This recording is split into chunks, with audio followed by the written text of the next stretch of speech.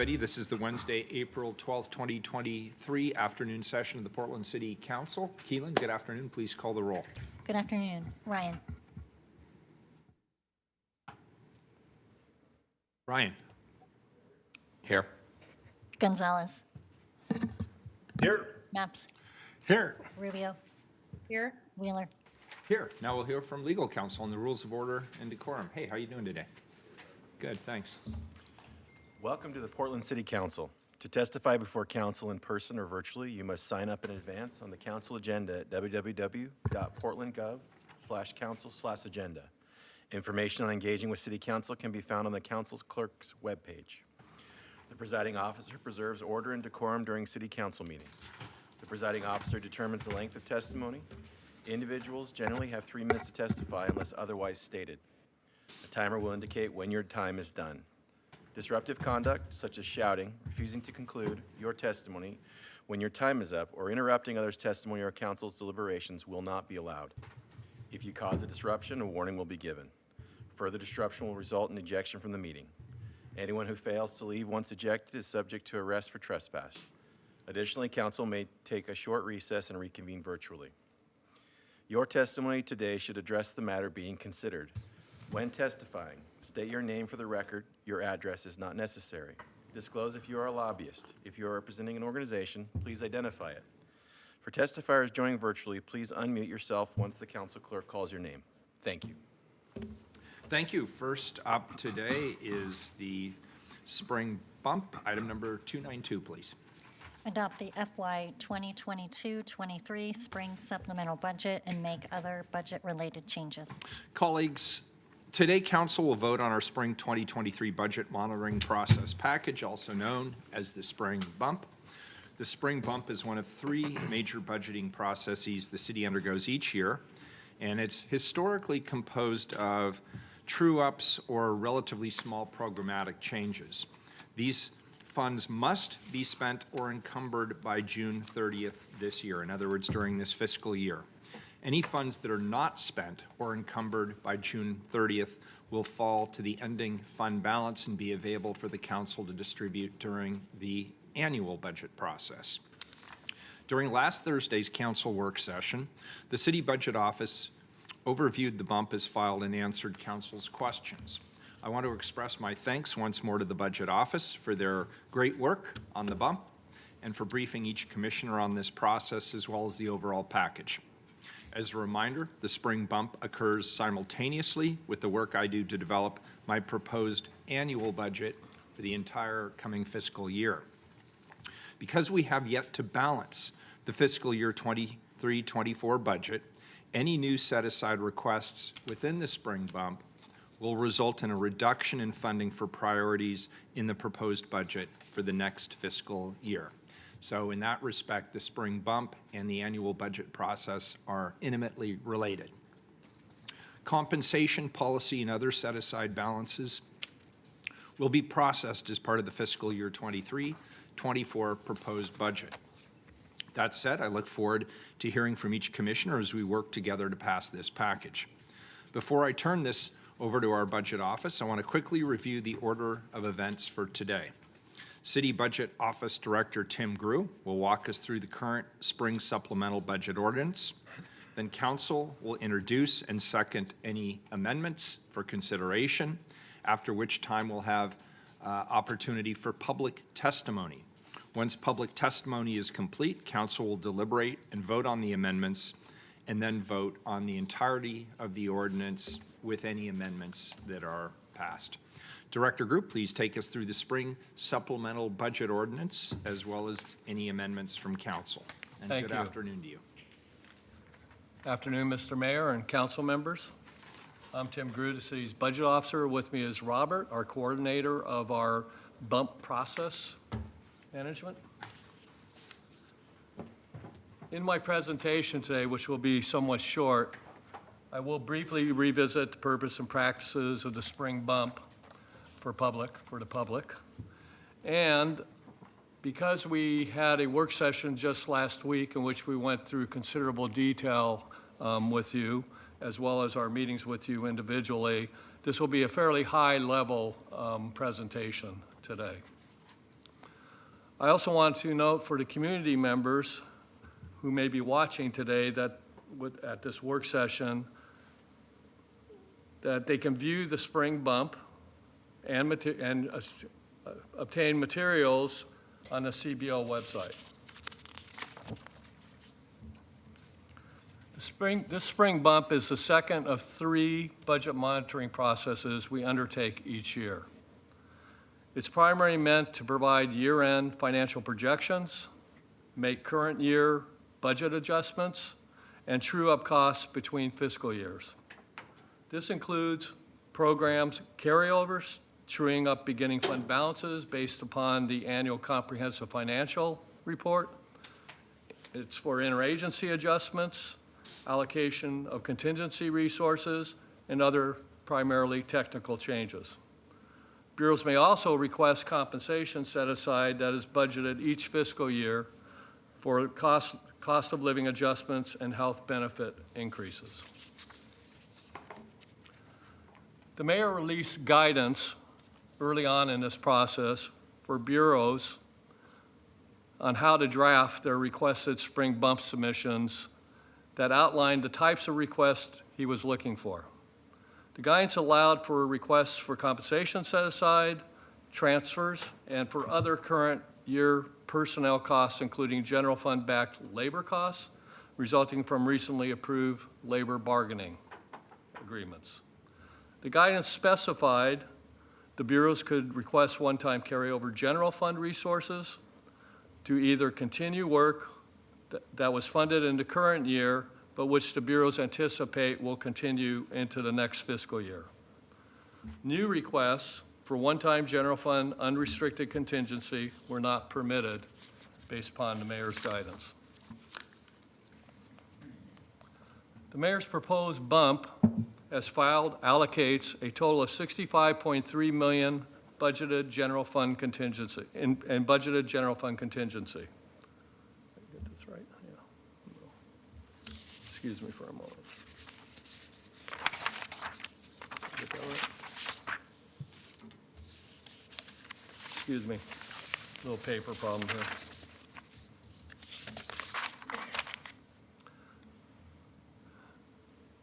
The $6.53 million includes $1.4 million in unrestricted contingency for urgent and unforeseen needs over the remainder of the fiscal year, $8.8 million in personnel contingency for current year labor costs, $44.3 million in program carryover that will be rebudgeted in fiscal year 22-23, and because there was no budgeted amount, there is no addition to the capital set aside.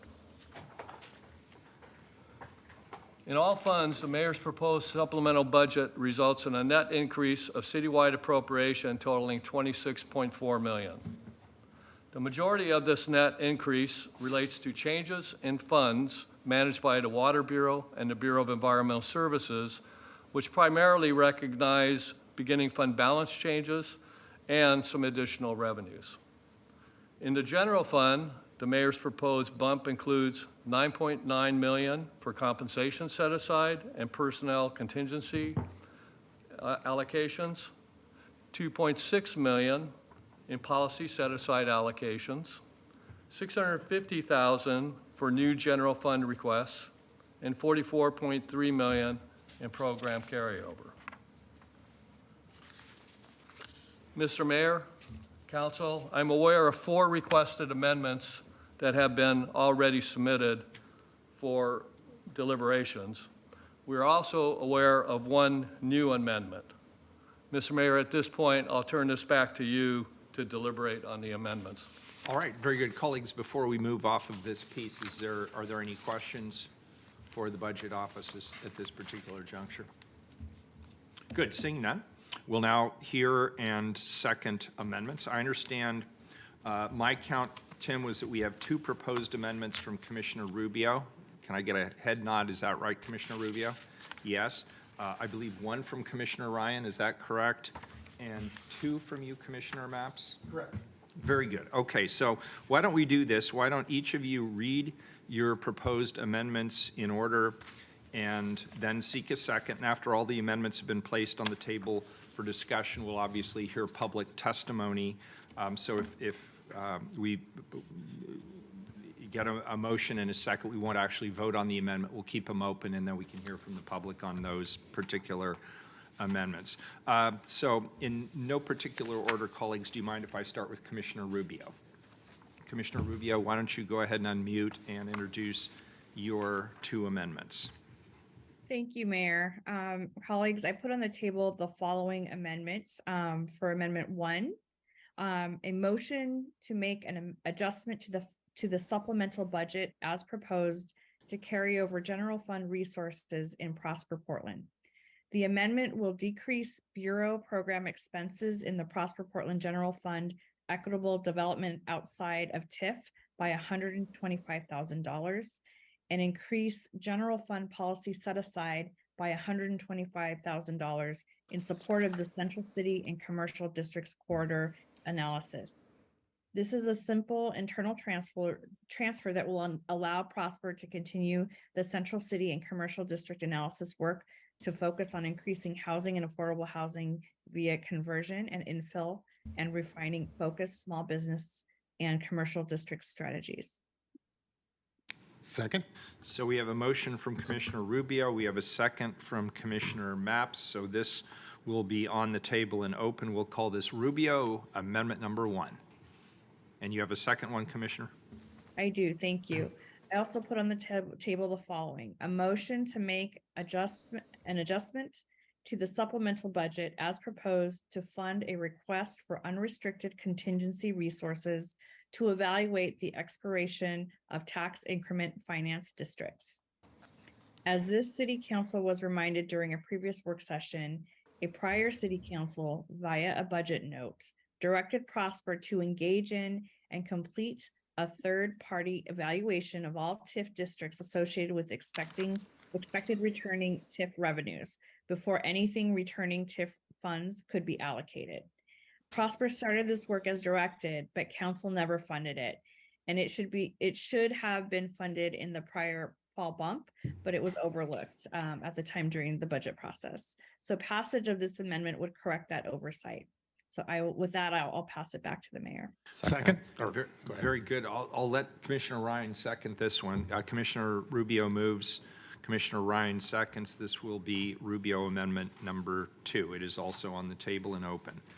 Commissioner Ryan. Yeah, thanks, Mayor. Motion to make the following adjustments to the supplemental budget as proposed, adjusting general fund resources support Portland Parks and Recreation for the following: decrease general fund compensation set aside contingency by $2,778,249, increase Bureau program expenses in Park Bureau General Fund, Fund 100, by $2,015,125 for current year labor cost, increase Bureau program expenses in the Parks Capital Improvement Program Fund, Fund 402, by $763,124 for O'Brien Square interim activation, decrease Bureau program expenses in Parks Bureau General Fund, Fund 100 by $2,015,125, increase Bureau program expenses in the Parks Capital Improvement Fund, Fund 402 by $515,125 for O'Brien Square interim activation, increase general fund policy set aside contingency by $1,500,000. Update exhibits 1 through 5 as needed to reflect this change. I think this is terrific. I'll second it myself. Commissioner Ryan moves. I'll second. This is Ryan number 1. And with that, Commissioner Mapps. Thank you, Mr. Mayor. Colleagues, I have an amendment which also deals with O'Brien Square. I move that council make the following amendments to the proposed supplemental budget.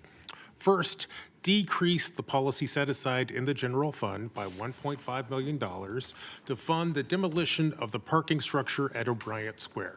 2, increase budget program expenses in PBOT's parking facility fund by $1.5 million to complete demolition of the parking structure at O'Brien Square. 3, update exhibits 1 through 5 as needed to reflect this change. The Thank you. And colleagues, to just put an intuitive interpretation of what's happening here, we're essentially just moving dollars between bank accounts at the city in order to enable PBOT to quickly follow through on the demolition of the parking garage at O'Brien Square. May I have a second? I'll second it. Commissioner Ryan seconds it. Very good. Commissioner Maps moves, Commissioner Ryan seconds. That's Maps amendment number 1. And you have an amendment number 2, is that correct? Yes, Mr. Mayor. Colleagues, I have an amendment which deals with the proposed carryover of recreational cannabis funds. In plain language, here's what this amendment does. The proposed supplemental budget carries over funds in the recreational cannabis tax fund for Reimagine Oregon. I move that council strike that proposal from the supplemental budget. Put more concretely, I move that council, 1, increase Bureau program expenses by $4,887,388 in the sub-fund for recreational cannabis funds program to the Office of Community and Civic Life, currently supporting Reimagine Oregon program carryover to restore carryover in civic life. 2, decrease beginning fund balance in the recreational cannabis fund by $4,887,388. 3, unspent resources will fall to the recreational cannabis tax fund, ending fund balance, and may be considered a resource for future budget development in fiscal year 23-24. And 4, update exhibits 1 through 5 as needed to reflect these changes. Colleagues, put simply, with this amendment, I propose that instead of carrying over the allocation to Reimagine Oregon for a 4th year, council allow those funds to return to the recreational cannabis tax fund. Council could consider how those dollars will be spent in a future budget cycle. May I have a second? Second. Who seconded that? That was Renee. Commissioner Gonzalez seconds. Commissioner Maps moves. That will be Maps number 2, amendment number 2. Are there any further amendments?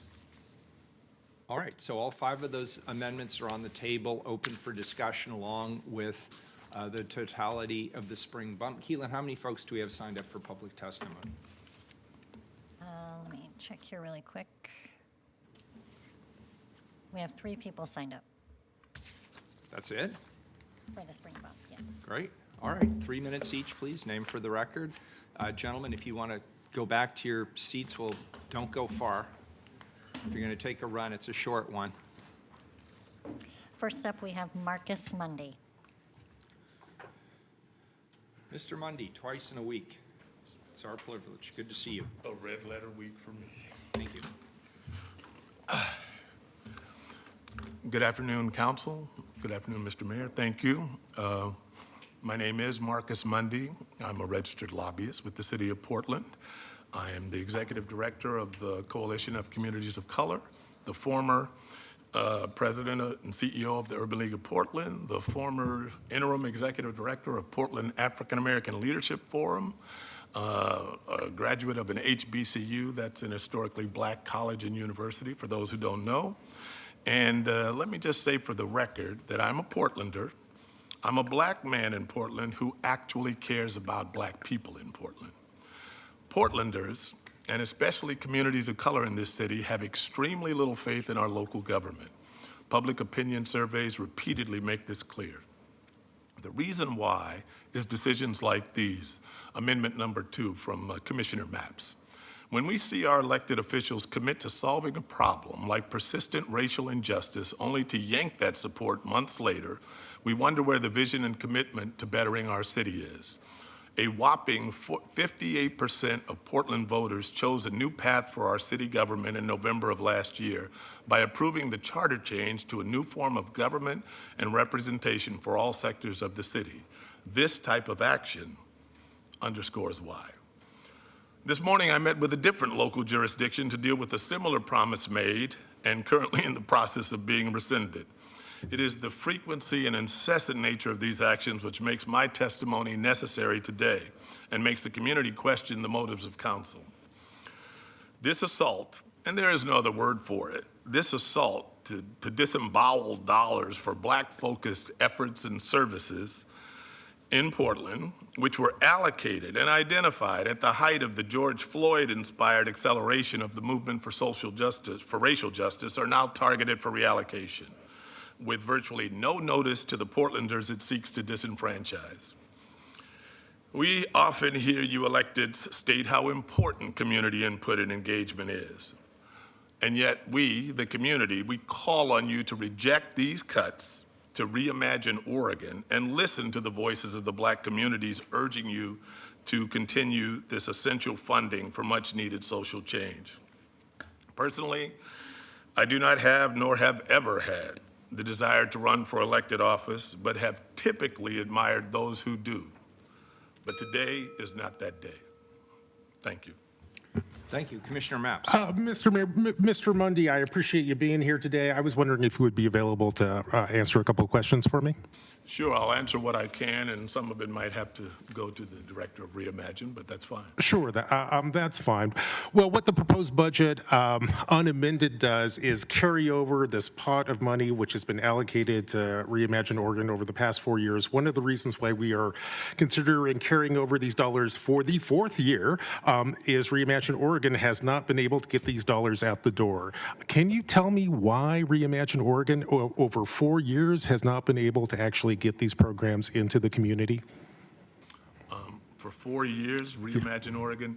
I'm not sure that time frame is accurate, but even if it is, Reimagine Oregon was constructed, and I was on the steering committee of Reimagine Oregon. It was constructed with a host of Portland-based Black individuals who did it on the side. All of them had full-time jobs, were running organizations, that sort of thing.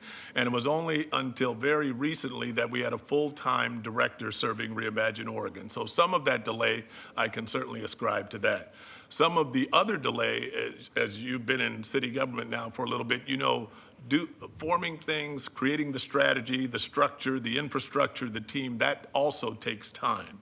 So I don't see anything egregious, in my estimation, about the delays, and I haven't seen anything change in the predicament of Black Portlanders that would say there's no need for that pot of money that was set aside for this purpose to go away and be thrown back into the general fund. So, great, thank you. I really appreciate that perspective. Can you remind this council and the people of Portland what Reimagine Oregon plans to do with, I believe this is now $6 million? What services are going to be provided? the details of that I will leave to the director of Reimagine, who I believe is scheduled to speak. But what I will say is that it is to be focused on the needs, the programs, the services, specifically for that population of Portlanders who are most directly affected by the history of racial injustice. Sure. And Mr. Mundy, as you're aware, these dollars come from cannabis tax dollars. There are some spending constraints that come with these dollars. Are you aware of what those spending constraints are? My understanding, which could be quite wrong, is that they had to adhere to what was originally proposed by Reimagine Oregon, the uses of the funds. Now, beyond that, I don't have the detailed particulars of that. Okay, it's my understanding that there are a range of other restraints on these dollars which are much more specific than that. I recognize that you don't do this on a everyday basis, so maybe I will save some of those questions for someone who is prepared to answer, number one, what the program does and how the programming you suggest relates to the constraints that are actually attached to these dollars. Thank you very much. I appreciate you taking these questions. Thank you, Commissioner. Assalamu alaikum. Thank you, Mr. Mundy, for your testimony. Next individual, please. Next up, we have Justice Raji.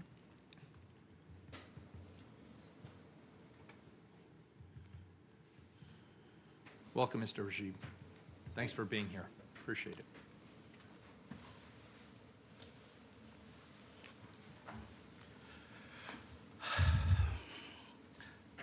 The fundamental conditions under which the allocation that the city of Portland, created the ongoing allocation that you're speaking of have not changed. The idea of those funds when I came on board in the fall of 2021 was that it was to partner with Reimagine Oregon to do ongoing investments in the Black community, particularly as what I was able to get from the city in regards to what those allocations could be was looking at the support for small businesses, basically economic prosperity work. I think an important detail to understand with these resources is the actual process and time, and also for those listening, when we're dealing with public funds, you have to have be fiscally responsible, you have to have a plan, but you also have to have a partner in government whose job it is clear to partner with you to do the work to get the money out the door. I know most of you have been briefed on this, so I won't share all the gritty details here, but when you track what happened specifically with the 1.9 million allocation, there was not a partner to get those funds out the door. From the time that I came on board, I began working on the 2 different allocations and finding out the best pathway to get those resources allocated and moved. To have to come back here today to have the same discussion that I just had, if I'm checking, approximately 5 months ago, nothing has changed. The need hasn't changed. The intention hasn't changed. What has changed, and which I'm very happy about and I also shared with this commission via email, is that now my understanding is I have a clear program partner to build out the program, know all of the city rules and regulations, other things that relate to this particular allocation, and get the funds activated in our city.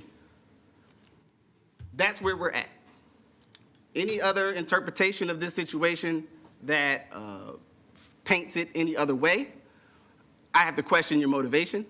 I would hope it is due diligence that any public official should have about public funds. But I suspect, and unfortunately due to my experience as a Black man in America my whole life, it's a good chance that someone has intentions for those funds that more or less are just a rebuke of the idea of their origin and a continued lack of commitment to what government says it will do with the community. I'm done. Mr. Mayor, I have a Thank you, couple Commissioner questions for Mapps. You the bet. Commissioner Mapps. for the testifier. Number one, thank you so much for coming in here today. Thank you for that testimony. First, let's try to clear up some confusion that we had between the first speaker and the second speaker and myself. What's your understanding of how many years the City Council has been carrying over these dollars?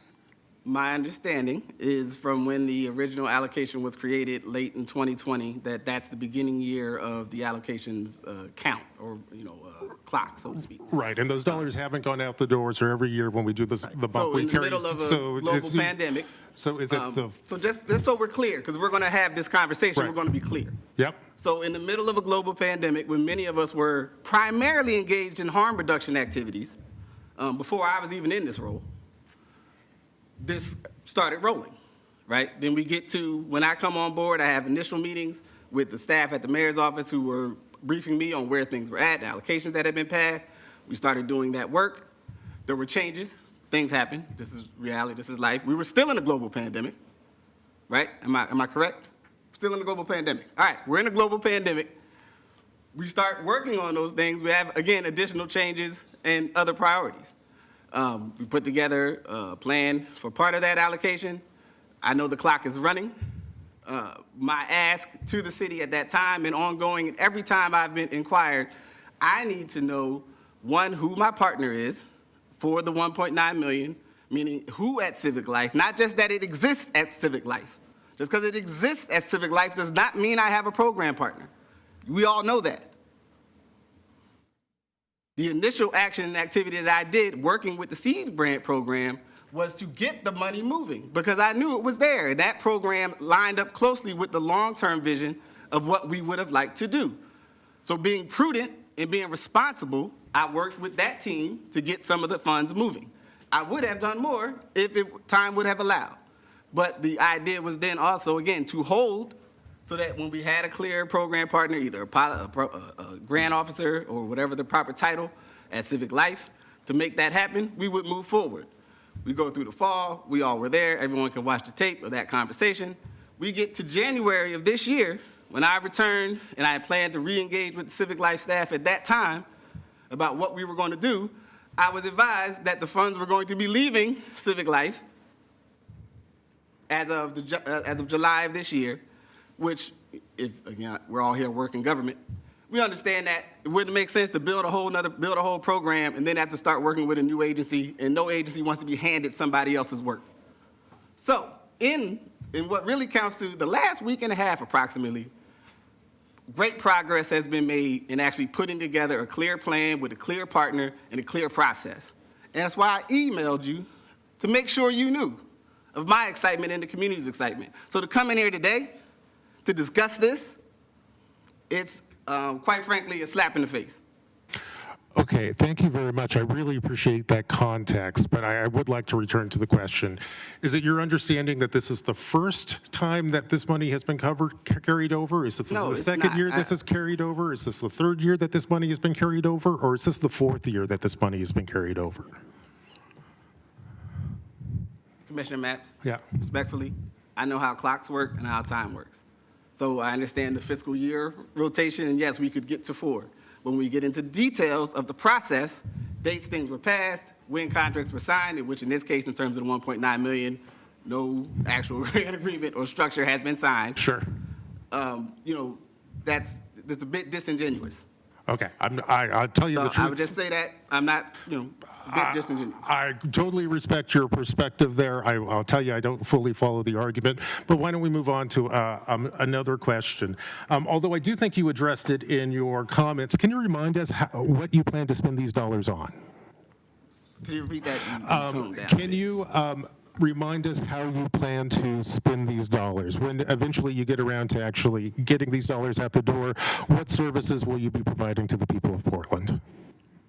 Where I think and this is very high level in what me and Shabri have discussed, I don't know if Prosper is going to speak to that at this point, was primarily focused on the very high level of economic prosperity, and particularly investment in small business and economics within the city, targeting the Black community, specifically. Okay. The fine details of that, again, are not laid out because there's lots of information that you need to lay out fine details, and also needs to go through a investigatable, a rigorous process with the community. That's not just something I rubber stamp a plan and hand it to you. Sure. Okay. So if I remember this, the timeline correctly, I think this council started allocating about $2 million to your organization starting in 2020.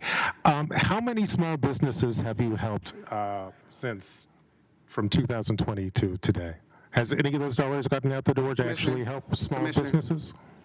Commissioner? Yeah. Okay, this is the question we're going to ask. How many small businesses have I helped so far with these resources? None, because they're still at the city. We are trying to put together the process so the funds can leave the city and go to work. I'm not sure where we're going with this line of thought. Clearly, no one has received the funds because the funds are still at the city. We would like to put together a process so we can start to activate the funds.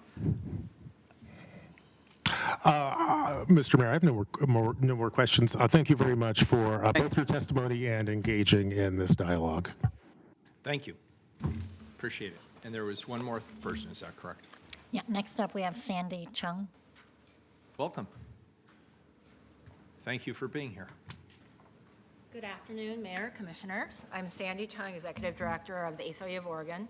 The ACLU of Oregon fights for civil liberties and civil rights so that our country meets the promise of democracy in our founding documents. We believe very strongly that racial justice is a core part of meeting the promise of democracy in all of our communities. I'm here today testifying on behalf of the ACLU of Oregon to strongly oppose the proposal to reallocate monies from Reimagine Black, the commitments that the city made. Mayor and Commissioners, all of you know that our city, our state, our country has engaged in enormous harm and violence to Black individuals and communities.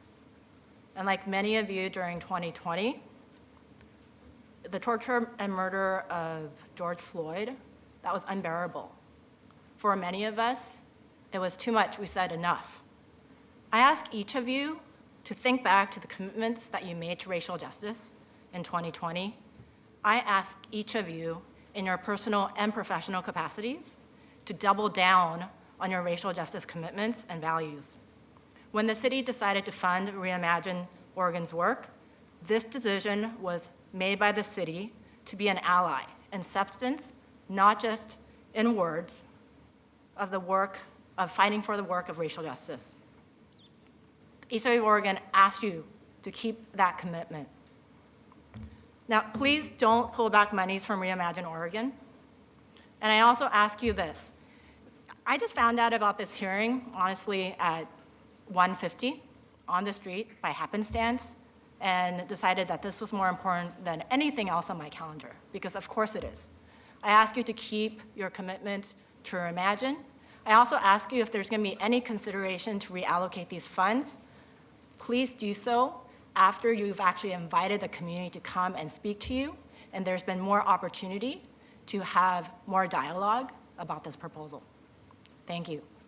Thank you.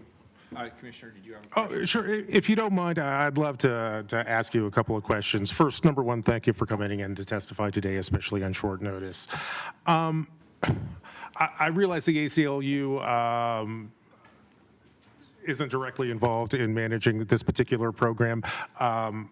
And your characterization of it, I thought was interesting. Can you remind this council again your understanding of what the $6 million that council has allocated to Reimagine Oregon is supposed to do? What services in particular does the ACLU expect Reimagine Oregon to deliver to the people of Portland? It is our understanding that the city wanted to work with the Reimagine Black to identify those very community-centered and led programs that would benefit and try to reverse a lot of the harms, historical harms that have happened, that have been made towards Black communities. A couple of times you said Reimagine Black. Is that? My apologies, Reimagine Oregon. Okay.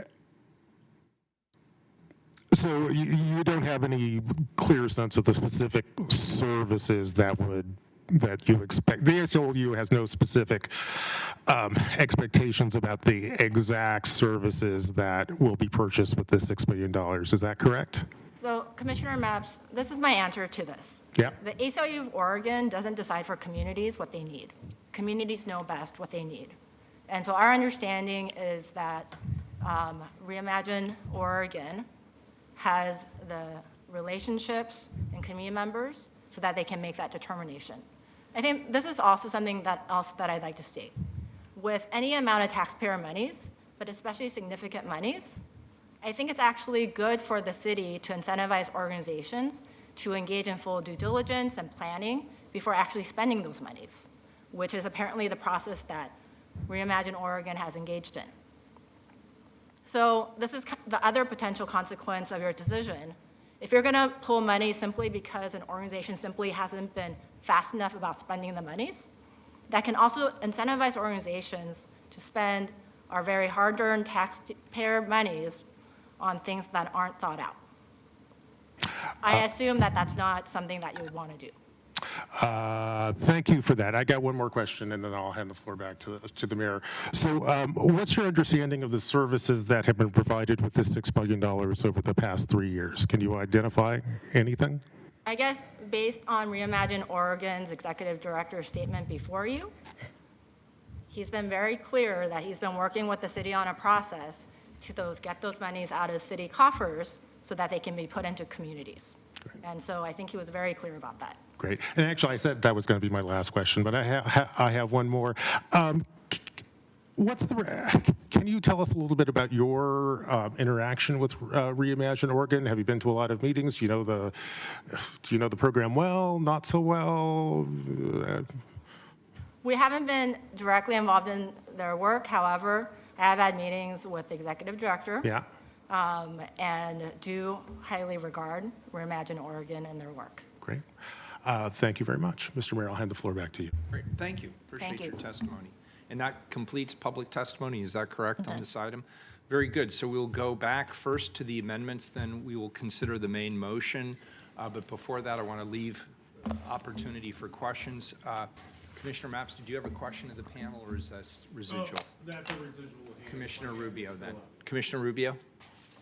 Thank you, Mayor. I just wanted to be able to call to see if we could call up Shabri Vickers, who's present, to maybe give shed more information on this topic. Yeah, you bet. She's on her way up.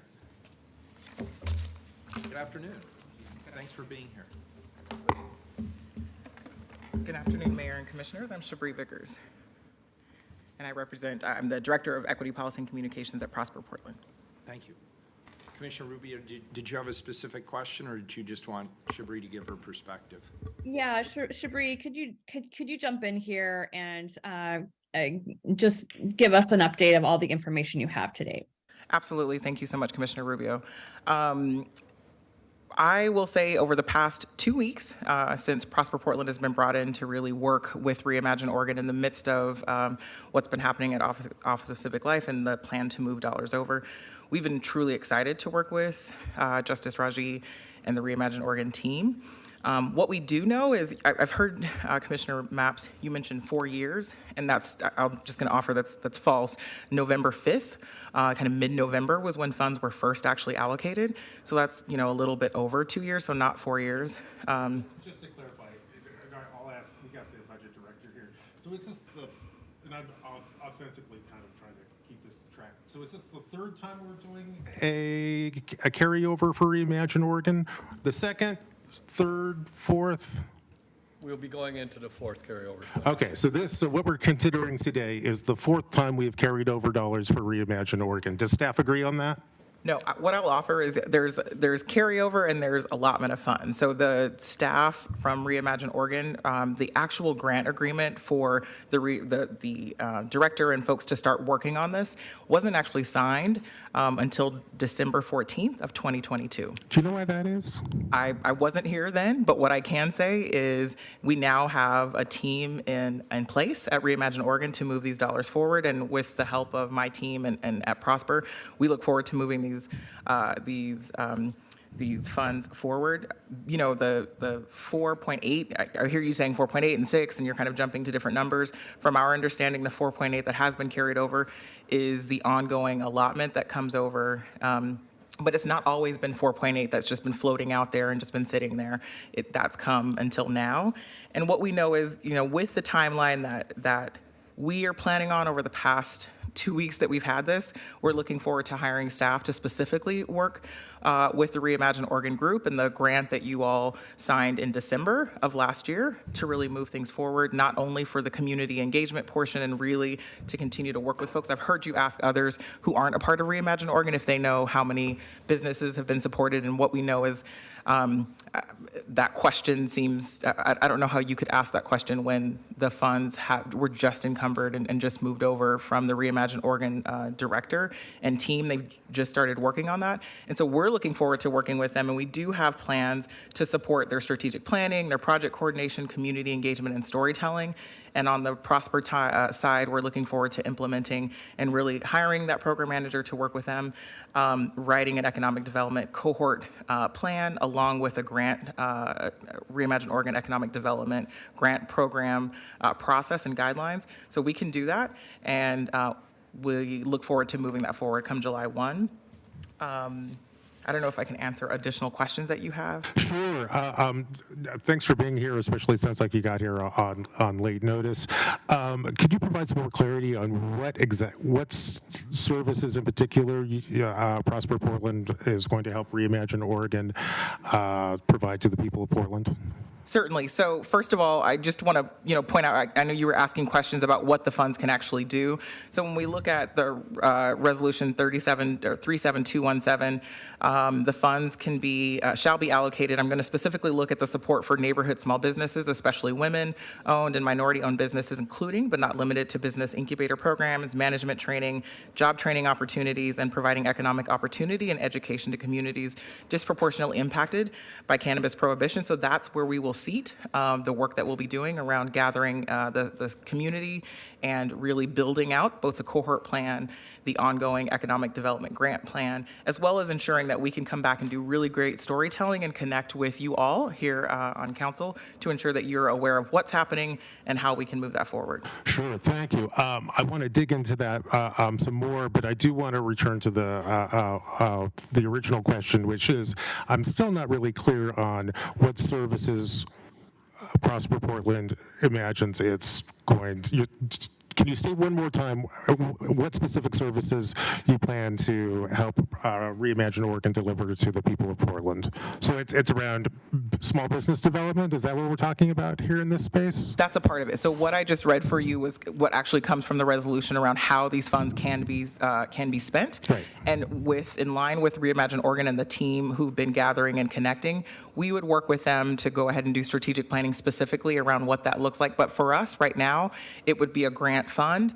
I know we've given you briefings about how we do support small businesses and the economic development in Portland. Especially, what I'm really excited about is the work from Advance Portland that you all will hear more on, and ensuring that efforts here match up with our goals around inclusive economic development across the city. And so if you're asking about if we will support a particular business, I'm certain that will occur, but obviously, we're also in the midst of doing planning, and so we're looking forward to the time. We've had about 2 weeks here that I've been working with Justice, and we're really excited about what we can move forward. And I know that team has been working with the signed grant program since December, so December 14th, so not quite 4 months yet to really organize around this. Okay, thank you. I appreciate that, those comments, and I also appreciate the fact that you kind of tied your proposal to the restrictions which are on these dollars. Of course, colleagues, these are cannabis dollars, and because they're cannabis dollars, there are guide rails around how they are to be spent.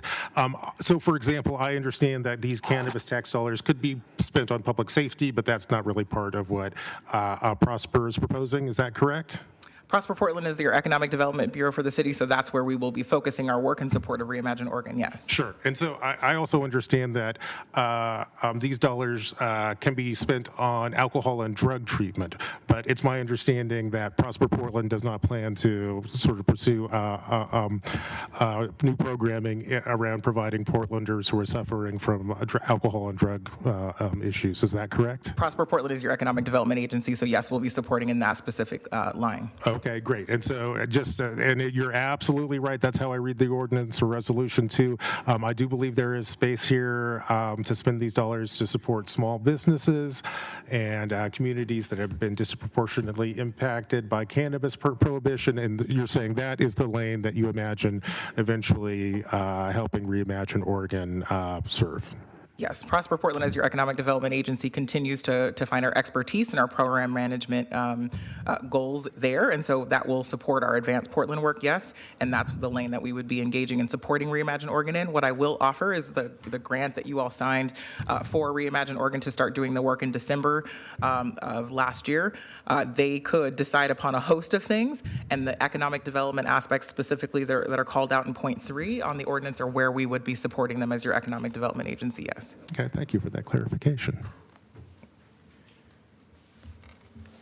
Great, thank you. Any other questions for Shabri or any other members of our panel?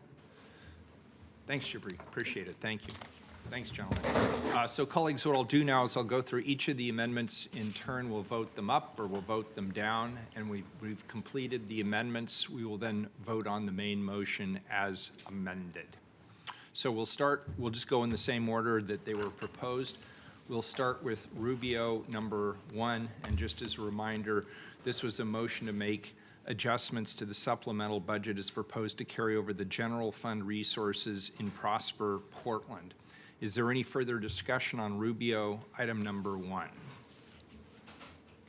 Mayor, this is Commissioner Gonzalez. I just wanted to clarify that in the written materials that were distributed, just so for folks who are following at home can tie this out, we are referring to the first 3 bullet points under Carmen Rubio's. That's the amendment that's covered here.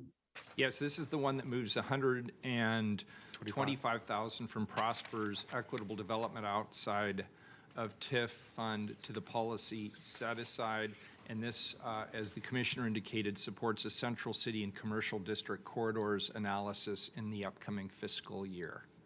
Got it. Just wanted to clarify so that we can track what's written. So thank you. Great. And Commissioner Rubio, I want to make sure I didn't misstate anything on your amendment. Is that an accurate That is interpretation? Very good. Any further discussion on Rubio 1? Seeing none, Keelan, please call the roll on Commissioner Rubio's amendment number 1. Ryan, Aye. Gonzalez, Aye. Maps, Aye. Rubio, Aye. Wheeler, Aye, the amendment's adopted. We'll go now to Rubio number 2. This was to make adjustments to the supplemental budget as proposed to fund requests for unrestricted contingency resources to evaluate the expiration of tax increment financing districts. Any further discussion on Commissioner Rubio's amendment number 2? Seeing none, Keelan, please call the roll on Rubio 2. Ryan, Aye. Gonzalez, Commissioner Gonzalez, can you hear us? Aye. Maps, Aye. Rubio, Aye. Wheeler, Aye. The amendment's adopted. Rubio 2 is also adopted. We'll go to Ryan 1. This was the fairly long one, but it adjusts general fund resources to support the Portland Parks and Recreation Bureau in a variety of ways. Is there any further discussion on Ryan's amendment number 1? Seeing none, Keelan, please call the roll. Ryan, Aye. Gonzalez, Aye. Maps, Aye. Rubio, Aye. Wheeler, Very supportive. Thanks for putting it together, and it was complicated, so I appreciate the extra, you get extra points. I vote aye, and the amendment is adopted. Thank you. Commissioner Mapp's amendment number 1, this was to adjust the supplemental budget as proposed to adjust general fund resources for the purpose of beginning the demolition of O'Brien Square. Any further discussion on Commissioner Mapp's amendment number 1? Very good. Please call the roll. Ryan, Aye. Gonzalez, Aye. Maps, Aye. Rubio, Aye. Wheeler, Very happy to support this, and I'm really glad, Commissioner Maps and to all my colleagues, really, to see the rapid escalation and work going on around O'Brien Square. I think this is will be a huge boost for downtown Portland, and I really appreciate everybody's leadership on this front. I vote aye, and the amendment's adopted. Next up is MAPS number 2. Any further discussion on MAPS 2? I have some. Commissioner Rubio, your hand went up ahead of me. Go ahead. Thank you, Mayor. I have a few things to say. I will not be voting for this amendment today. As the mayor and Commissioner Ryan may remember, in fall 2020, before many of us were on council, this money was promised to the Black community to expand economic opportunities, wealth creation, and restorative justice through a community-led process. A key part of the community's vision for these funds was the process for deciding how the funds would be spent. And their goal at the time was to dismantle anti-Black decision-making by using a community-led process and use what we learned from that to inform the future council budget processes.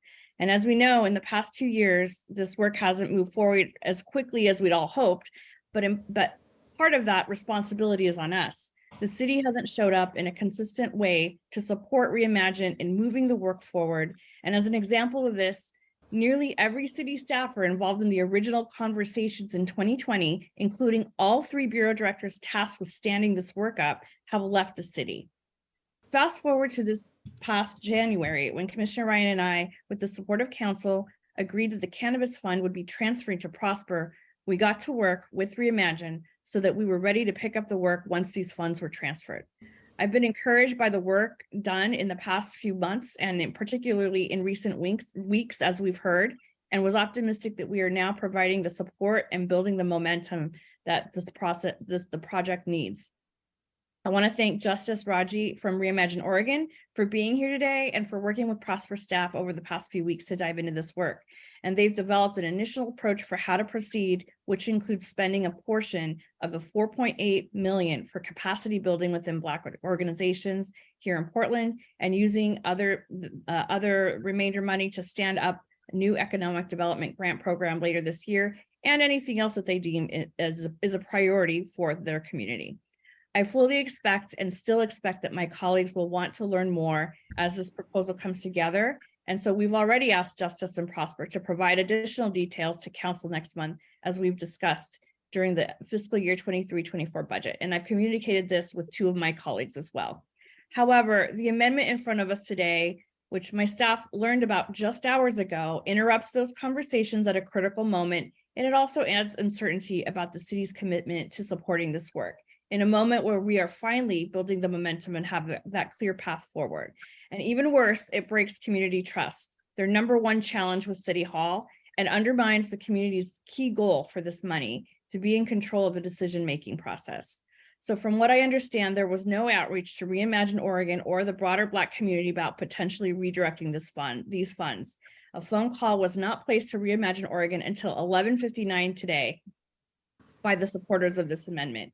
It's unlikely that it's likely that we could have all been in agreement to move forward if anyone inside City Hall had picked up the phone and engaged Reimagine Oregon.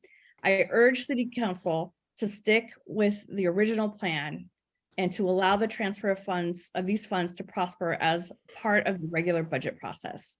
As a commissioner who was asked to take this on come July 1 of this year, I, my office, and Prosper stand ready to make good on our commitments and also do right for Portland's Black community and Portland taxpayers to get these funds programmed and invested as intended.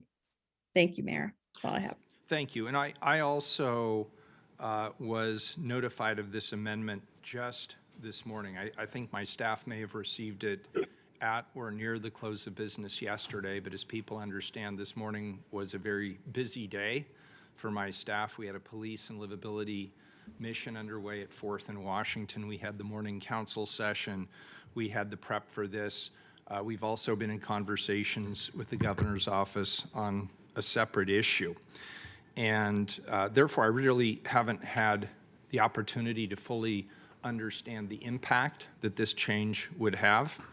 And while I understand and frankly share my colleagues' concerns about the unprogrammed funds within the cannabis program, I support the initial plan that council agreed to when we passed the 90-day reset. And I just want to remind people briefly what that language said in 3-point type. It said, in partnership with Commissioner Ryan, transfer the Recreational Cannabis Fund and its administration to Prosper Portland by July 1st of 2023. Prosper Portland should prepare to receive cannabis recreational tax funding in order to program and deploy funds toward the activities outlined in section 6.07.145 of City Code, particularly, quote, support for neighborhood small business, especially women-owned and minority-owned businesses, including but not limited to business incubator programs, management training, job training opportunities, and providing economic opportunity and education to communities disproportionately impacted by cannabis prohibition, unquote. That was the original plan. And moreover, I believe Prosper is very well suited to managing these funds and work with community partners to create a plan to activate these funds as the council originally intended. And we have a letter that I received a copy of this morning from Justice Raji, whose testimony we heard earlier today, where he makes a commitment to all of us on council to work with Prosper Portland to make sure that there is a clear and effective plan to deploy those dollars through Prosper Portland. So colleagues, when we get to the vote, it will be my intention to vote no. Commissioner Mapps. Great. Mr. Mayor, Commissioner Rubio, thank you for your feedback and dialogue on this issue. Now, it's my understanding that these cannabis dollars, there are some boundaries on what we can spend them on. And I believe the boundaries are they can be spent on public safety, they can be spent on drug and alcohol treatment, they can be spent to support small businesses, and they can be spent to support communities that have been impacted by cannabis prohibition. And then in, I believe, the year 2020, this council decided to invest about $2 million a year in Reimagine Oregon. And since 2020, Reimagine Oregon has as everyone agrees, has struggled to get these dollars actually out the door.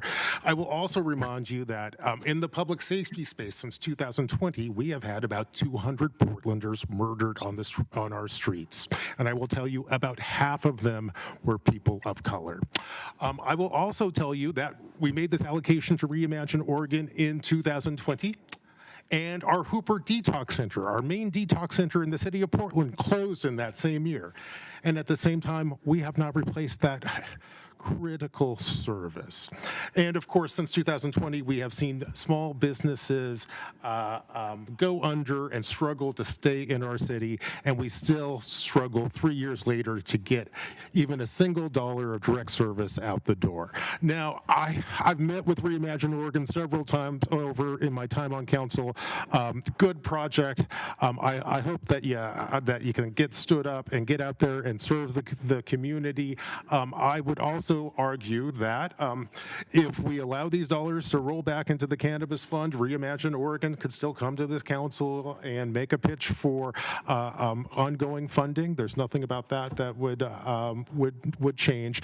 In the meantime, the world that we face today is so different from the world that we faced back in 2020 when this council, which was a very different council, allocated this dollars. I think it's really important for us, and in fact, I believe it is incumbent on us to take a look at every dollar that we spend and make sure that we are getting the services that Portlanders desperately need. And I will tell you, Portlanders tell us every day they desperately need better public safety services, and they sure as heck need better alcohol and drug treatment services. And the fact that we sit on $6 million for 4 years and ignore the needs in the community is one of the reasons why I will be voting in favor of this amendment, and that is also the reason why I brought this amendment forward. Thank you very much. Very good. Any further discussion before we call the roll? Mayor, could I ask for Commissioner Ryan? Could I ask for a 5-minute recess? Sure. Any objection? Seeing none, we are in recess until 3:07. Recording stop.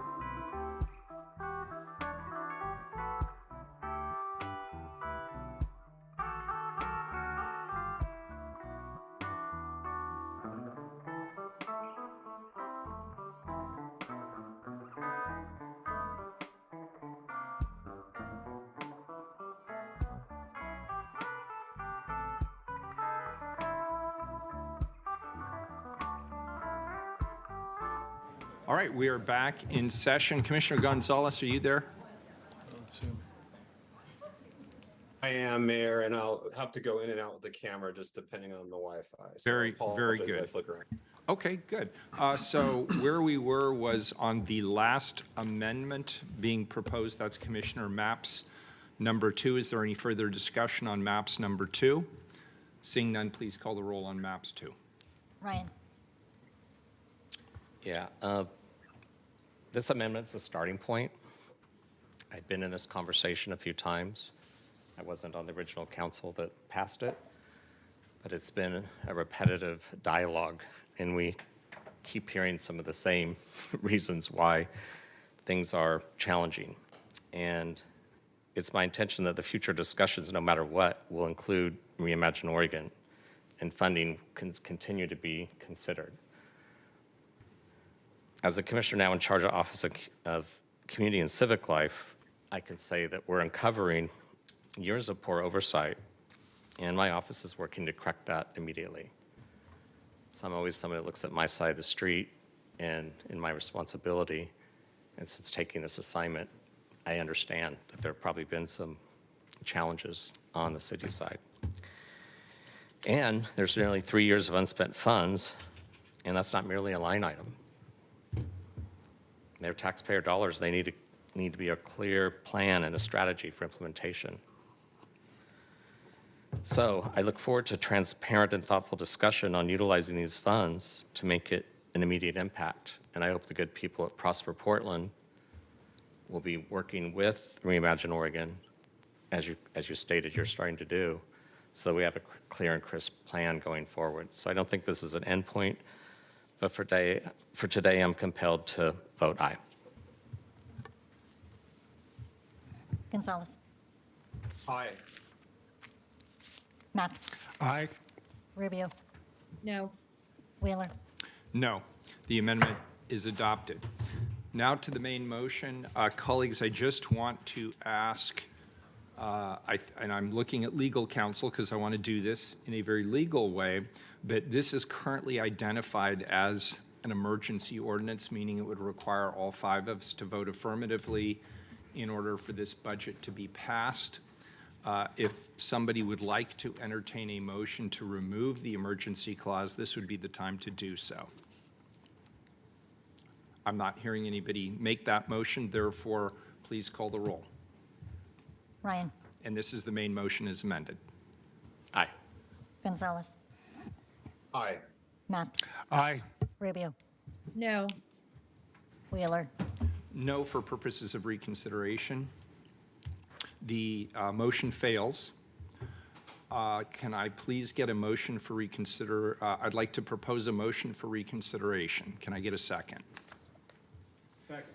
I have a second. Please call the roll on reconsideration. Ryan? I'm trying to Yeah. save our budget. So I'm doing a legislative maneuver with the hope of being able to have a discussion about this. So I'm calling for a motion for reconsideration, and I am asking if there's a second for the motion for reconsideration. Second. And we're voting on the motion for reconsideration. And I would encourage my colleagues to vote for it. Aye.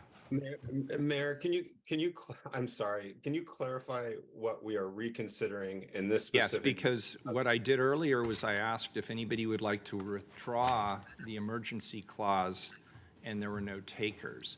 Because there were no takers and Commissioner Rubio has voted negatively, the entire budget as amended will not pass unless we remove the emergency clause. So I have to go back and retroactively doing it, and the only legislative maneuver that will allow us to legally do that is called a motion of reconsideration. So I switched my vote from yes to no so that I could be in the majority. It only takes a majority of 1 to cause the budget to fail. So I'm in the majority, having switched my vote to no, which now gives us the opportunity to do a motion of reconsideration, something we don't do very often around here, but it's nice to have. So Mayor. So I'm asking, and there's no subterfuge here, what I'm going to ask is assuming that you all vote for the reconsideration. I believe I only need a majority vote for the reconsideration. It doesn't have to be unanimous. Then what I'm going to do is I'm going to make a motion to withdraw the emergency clause, and we will move this to second reading. Is legal counsel good with that? Everybody's good with that? Thank you. So that's where we are. Gonzalez. Yes. Aye. Maps. Aye. Rubio. I can hear Rubio. I couldn't. No. Wheeler. Aye. The motion for reconsideration passes. Colleagues, I'd like to make a motion to withdraw the emergency clause. Can I get a second? Second. Commissioner Maps, second. Any further discussion on the withdrawal of the emergency clause? Seeing none, please call the roll. Ryan. Aye. Gonzalez. Aye. Maps. Aye. Rubio. Aye. Wheeler. Aye. So the motion carries. This is a first reading of a non-emergency ordinance. It moves to second reading as amended. Thank you, Mr. Thank you. Thanks to everybody in the budget. I forgot to thank you guys, by the way. Sit down for a minute. There is so much work that goes into the development of this budget, the coordination with council offices, with each and every one of the bureaus. And the spring supplemental budget is particularly challenging because it happens in the context of all of the planning for the annual budget, which is already at a fever pitch. And that requires people in the budget office to work ridiculously long hours, evenings, and weekends. And their work is often not seen, it is often not reflected, but there is nothing we do here at the rostrum on a budget that would be successful in the absence of the guidance, the council, and the technical assistance we receive from you in the budget office. So thank you. I appreciate it. On behalf of my team, thank you, Mr. Mayor. Good, and we'll see you tomorrow as we continue to work on the regular budget. Thank you. Thank you. Next item. 293, please. Amend Portland City Elections Code to implement ranked choice voting approved by voters in Portland Measure 26-288. Colleagues, today we are considering the first of several city election code changes council will take up in order to implement the voter-approved charter changes passed last November. I'm pleased to be bringing this item to you in partnership with our city auditor, Simone Ready. In partnership with our city auditor, Simone Ready, who I always refer to as Madam Auditor, whose office plays a critical role in supporting city elections. Madam Auditor, thank you for your continued support and leadership and your work and the work of your staff to put forward these recommended changes today. In particular, I'd like to recognize Lisa Howley and Becky Lamboli, who I understand are well on their way to becoming Oregon's experts on ranked choice voting. I also want to thank the full team involved in this work for a truly collaborative, multi-jurisdictional effort. So with that, colleagues, I'll turn this over to City Auditor Simone Ready. Good afternoon, and thank you for your patience. My pleasure. Good afternoon.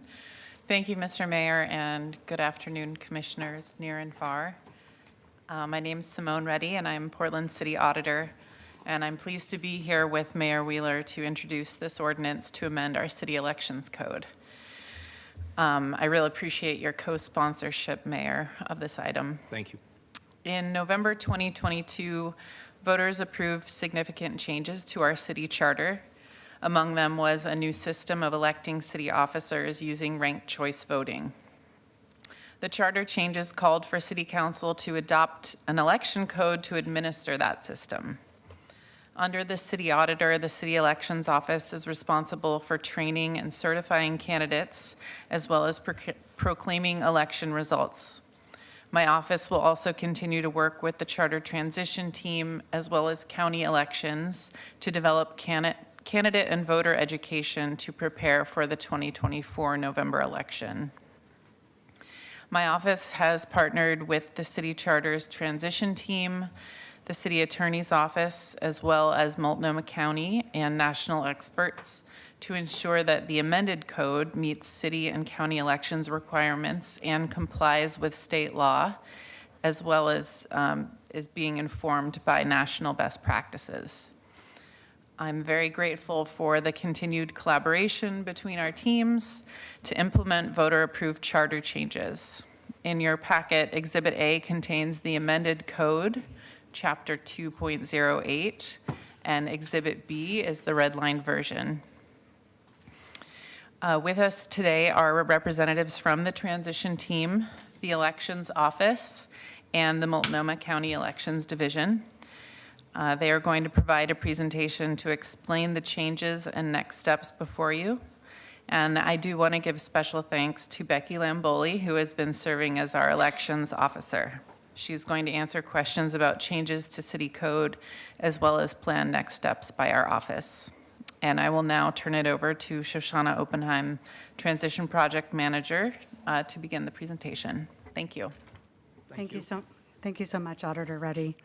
Mayor, Council, I'm Shoshana Oppenheim. I use she, they pronouns, and I'm the Charter Transition Implementation Transition Manager.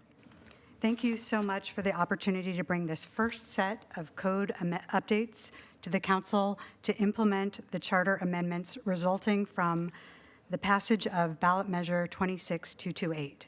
This is a once-in-a-generation opportunity to reshape our government and how our representatives are elected.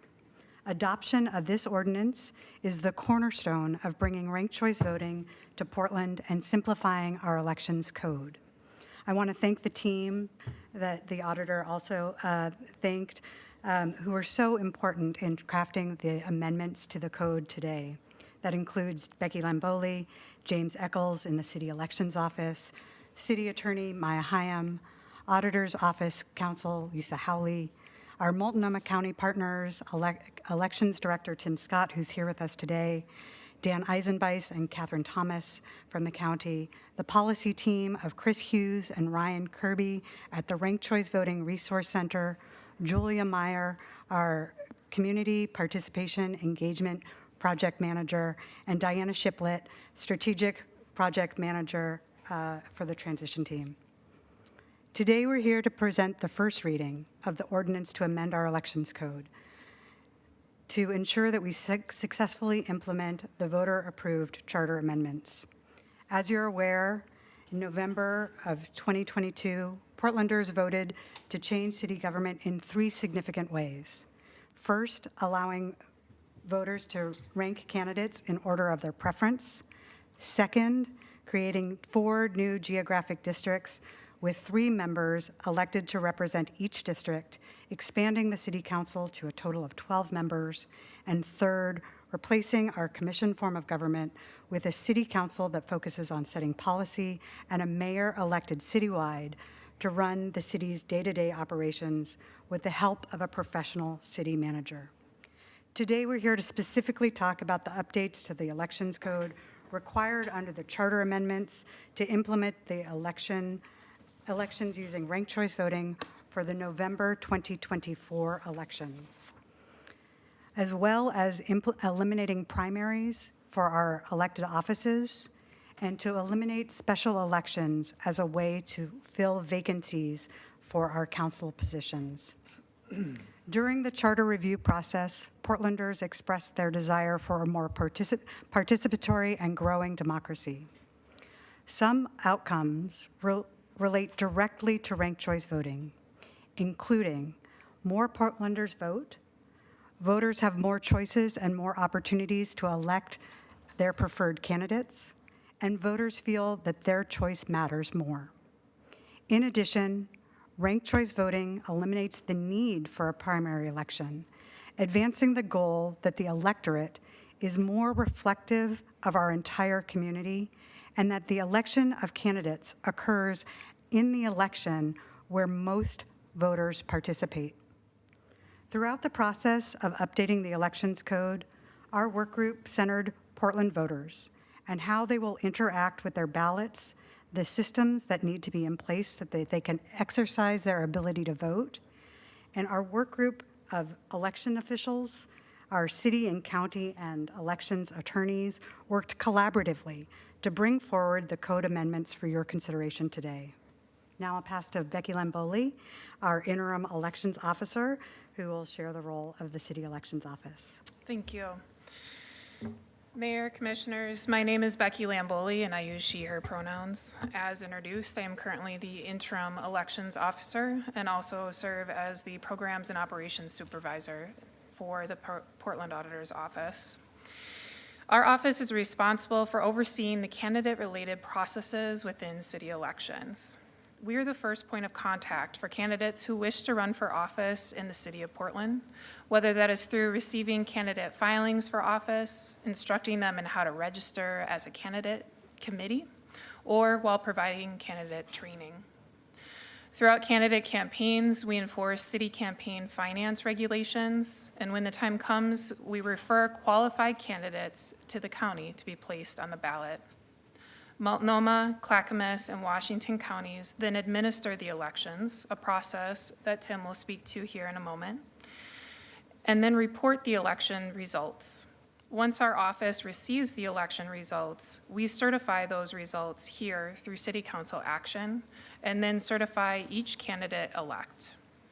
In accordance with the voter-approved charter amendments, our office will also be responsible for periodic voter education campaigns as a new responsibility long-term. Next slide, please. As Shoshana summarized at the start of our presentation, the proposed amendments would implement several charter-required changes to the city's election system. This slide provides a visual of what those changes are. City primary elections. While Portland voters will continue to receive a ballot during primary elections, they will no longer vote on any candidate for city office during primary elections. City officials may only be elected during a general election. This change will impact candidate filing timelines, but overall, the filing and reporting process remains unchanged. City special elections. Under the current city election system, council vacancies may be filled during special elections. Under the required charter changes, these vacancies can no longer be filled during special elections.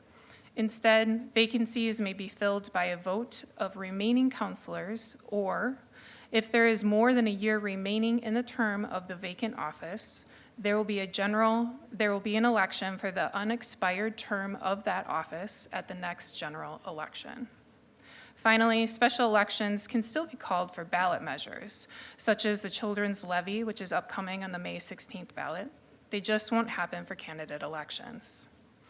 Moving to the next item on this page, city election results certification. As I mentioned on the previous slide, once our office receives the election results from Multnomah County, we certify those results here through City Council action.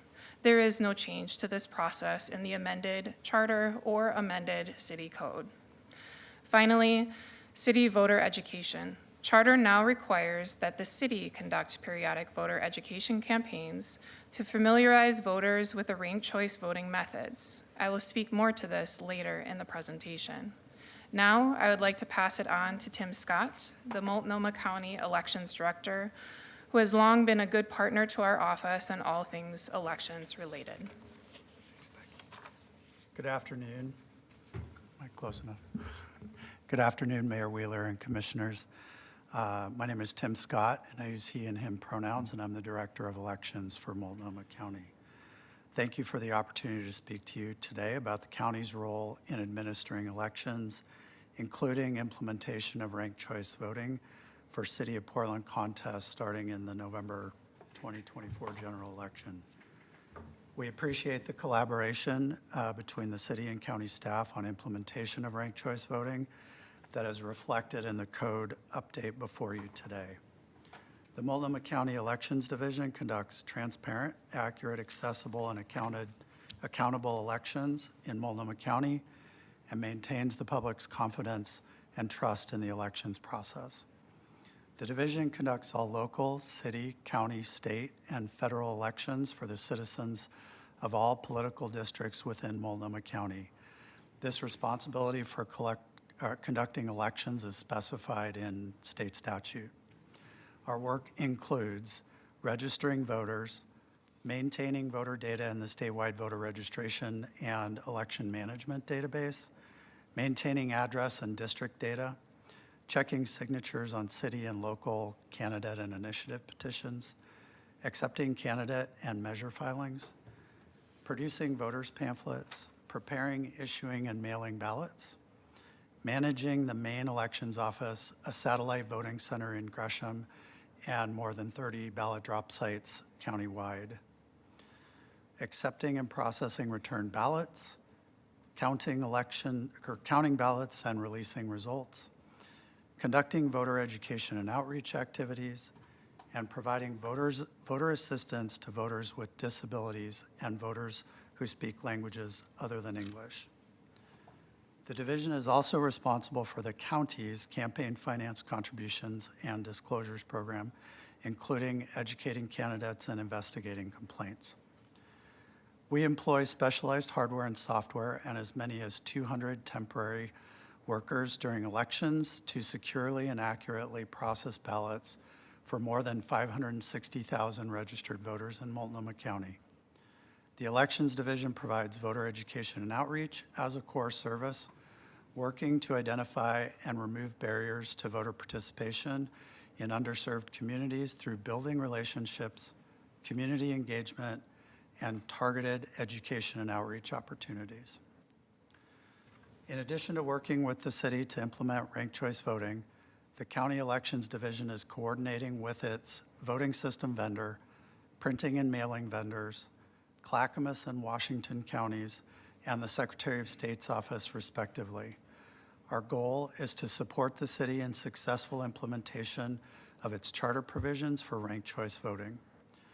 The Elections Division will also begin using ranked choice voting, specifically instant runoff voting, for contests for Multnomah County offices no later than the 2026 general election. The county will be updating certain aspects of the election system for administering ranked choice voting contests.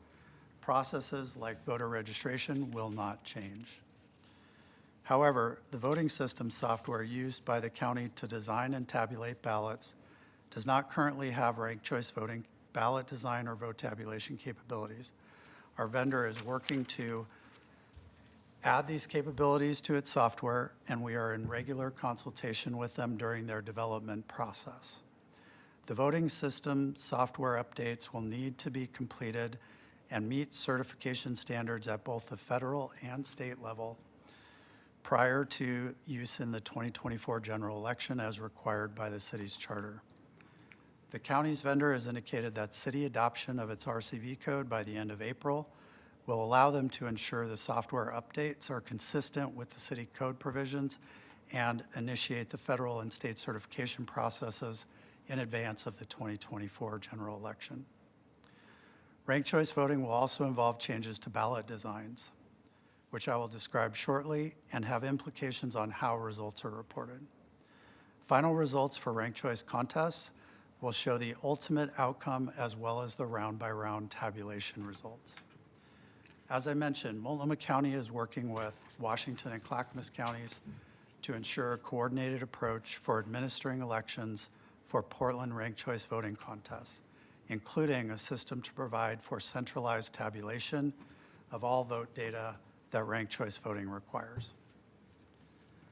From the perspective of Portland voters, perhaps the most notable change they will see is the difference in the design of ballots for ranked choice voting contests from the design used for plurality contests.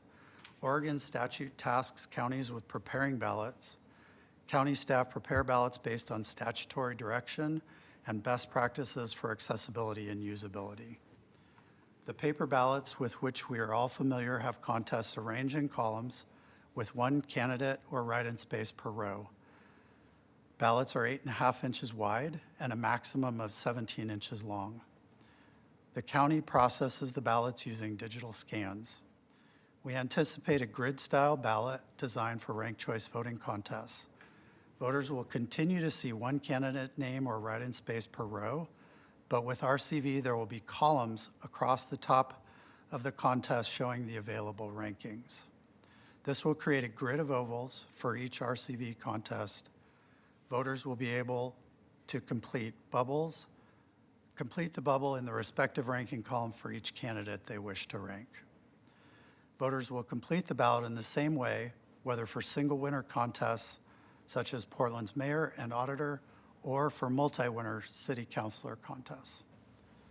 How to mark ballots for ranked choice voting contests will be a focus for voter education, and in coordination with the city, we have begun to plan for voter education efforts.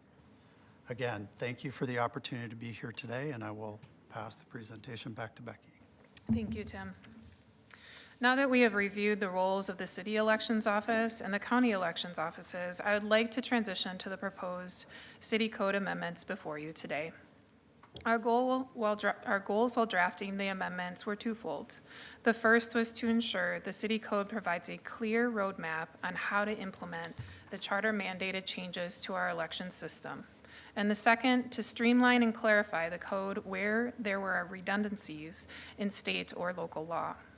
Now let's look at the amended code, which is Exhibit A in your materials for today. I will move through the document chronologically. The first section you see is definitions. Ranked choice voting comes with a whole new dialect of terms.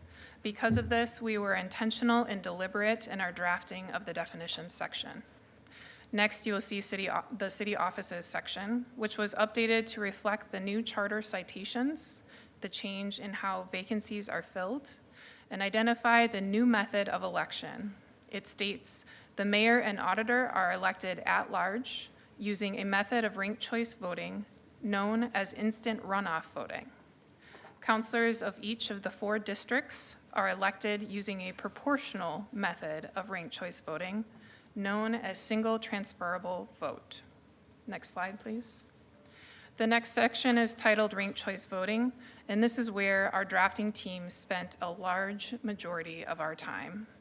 I want to call out just how collaborative this process the drafting team utilized was. We relied on Ranked Choice Voting Resource Center, who is a national expert not just on ranked choice voting, but specifically the implementation process. We also worked in partnership with Tim's team with the Multnomah County Elections Division, nearly the entire charter transition team, the city attorney's office, and several staff within the auditor's office.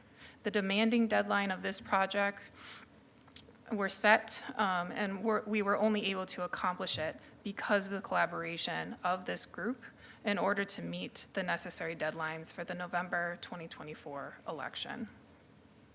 In short, this section covers both forms of ranked choice voting, instant runoff and single transferable vote, in great detail. The amended code identifies the mechanics of tabulation and what to do in every possible scenario our drafting team could come up with.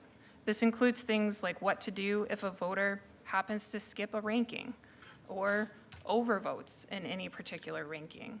In both of these cases, the next correct marked ranking will be elevated and counted. It also identifies what to do if there's an undervote and how to manage ties.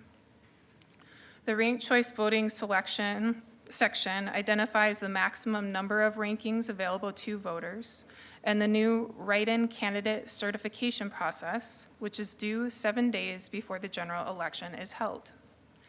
This certification will reduce costs and time required to separate out write-in candidates during the process of tabulation. The remaining sections of the amended code include removing redundancies with state law and clarifying language for a more streamlined code overall. Next slide, please. Voter education is a critical component to ensuring the successful implementation of ranked choice voting in Portland. Voters need to feel confident in their ballot and that their votes will be tabulated in the way that they intend them to be. This will only be possible with a robust voter education. As referenced above, the voter-approved charter amendments require the city to conduct periodic voter education campaigns to familiarize voters with ranked choice voting. While this is a new requirement to the city, the County Elections Division has a long history of robust voter education. The charter transition team in our office are already in conversation with Multnomah County to ensure we co-develop a unified message for broad public education, reaching as many voters as possible. Next slide. We plan to take a three-pronged approach to voter education. The first through government communication channels, the second through candidates running for office, and the third developed by community for community. As referenced on the last slide, the city and Multnomah County will partner to coordinate broad-based public education. This may include videos, mailers, custom mock ballots like the slide you saw a couple slides ago, trainings, presentations, and other creative approaches. To accomplish this, we will use government communication systems already established to create and disseminate materials that are nonpartisan and in multiple languages.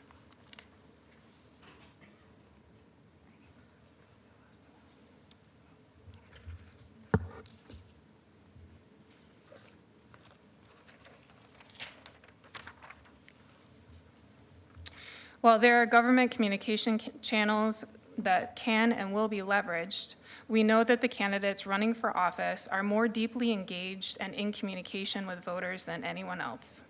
We feel strongly that educating candidates and providing them with the right tools will be one of the most effective ways to reach voters. Candidates have a unique vested interest in ensuring that voters feel confident navigating their ballots and ensuring the votes are tabulated in the way voters intended. My name's Becky Lamboli. Hypothetically, I'm running for office. I believe in ranked choice voting. Be sure to rank me. Well, there are finally, we know that community educating community is one of the most effective ways to reach traditionally underserved populations, such as Black, Indigenous, and Portlanders of color, as well as voters who live with disabilities or may need support completing their ballot, as well as other low propensity voters. To this end, the Charter Transition Team has released an RFP, which will contract with a community campaign manager. This campaign manager may or may not be with a nonprofit organization, and they will hold the overarching strategy and subgrant to local nonprofit organizations who already have connections with community that are hard to reach for government entities. The manager will be the hub and spokes to give a unified and culturally responsive messaging to communities by messengers that the community already trusts. In closing, voter education holds nearly the same importance as the city code amendments needed to implement ranked choice voting in the city of Portland. Now I will turn it back over to Shoshana to talk about next steps. Thanks so much, Becky. So our next step is council's vote next week, and we ask for your support to adopt the changes to City Code Chapter 2.08 to allow the successful implementation of the charter amendments on city elections. As our team laid out for you today, the timeline is tight, and an affirmative vote next week is necessary to ensure that Multnomah County and our city elections office can proceed with negotiations and preparations for the November 2024 election. After adoption of the code, the county will provide for the specifications related to ranked choice voting to their contractor and start the certification process. As Becky mentioned, an RFP for citywide voter education and outreach was published last Friday, and the city will be investing in our existing candidate education program for all the reasons that Becky mentioned, to ensure that candidates who have the most contact with voters are confident about how ranked choice voting works. And let's see. In addition, the city will be investing in new voter education programs in coordination with the counties that already administer our elections. Then it's an all-hands-on-deck preparation for the 2024 election, including systems development and testing, managing the partnerships that will implement our new election methods, and developing ranked choice voting educational programs that will include our district elections for city council. We look forward to hearing from the community today through public comment and testimony, and we're happy to answer any questions that you have. Thank you. Thank you. Colleagues, questions at this time? Commissioner Maps? Yeah, Mr. Mayor, I have a couple of just baseline questions that I'd like to put on the table before we get to public testimony. First, I want to thank everyone for your hard work on this item and for your presentation today. Just maybe 3 or 4 questions about just the mechanics of how this works. Now, let's just think about the number of candidates that Portlanders will vote for when we're talking city council elections. And for city council elections, I'll include the mayor's office. Now, the way it's worked for the last 100 years or so, when Portlanders show up to vote for a member to vote for their city council, some years they might be voting for 2 candidates. If the mayor happens to be on the ballot, they'll be voting for 3 candidates. Under the new system, when you go to vote for city council, how many candidates will you be voting for? That's a great question. Commissioner Maps, thank you for posing that question. 2024 will be the unique year. There will be 14. So to be clear, for the 2024 election, the mayor, auditor, and all 12 commissioners will be candidates that the voters are voting for when I look at Portland as a city as a whole. The added layer in addition to that is we're implementing 4 districts.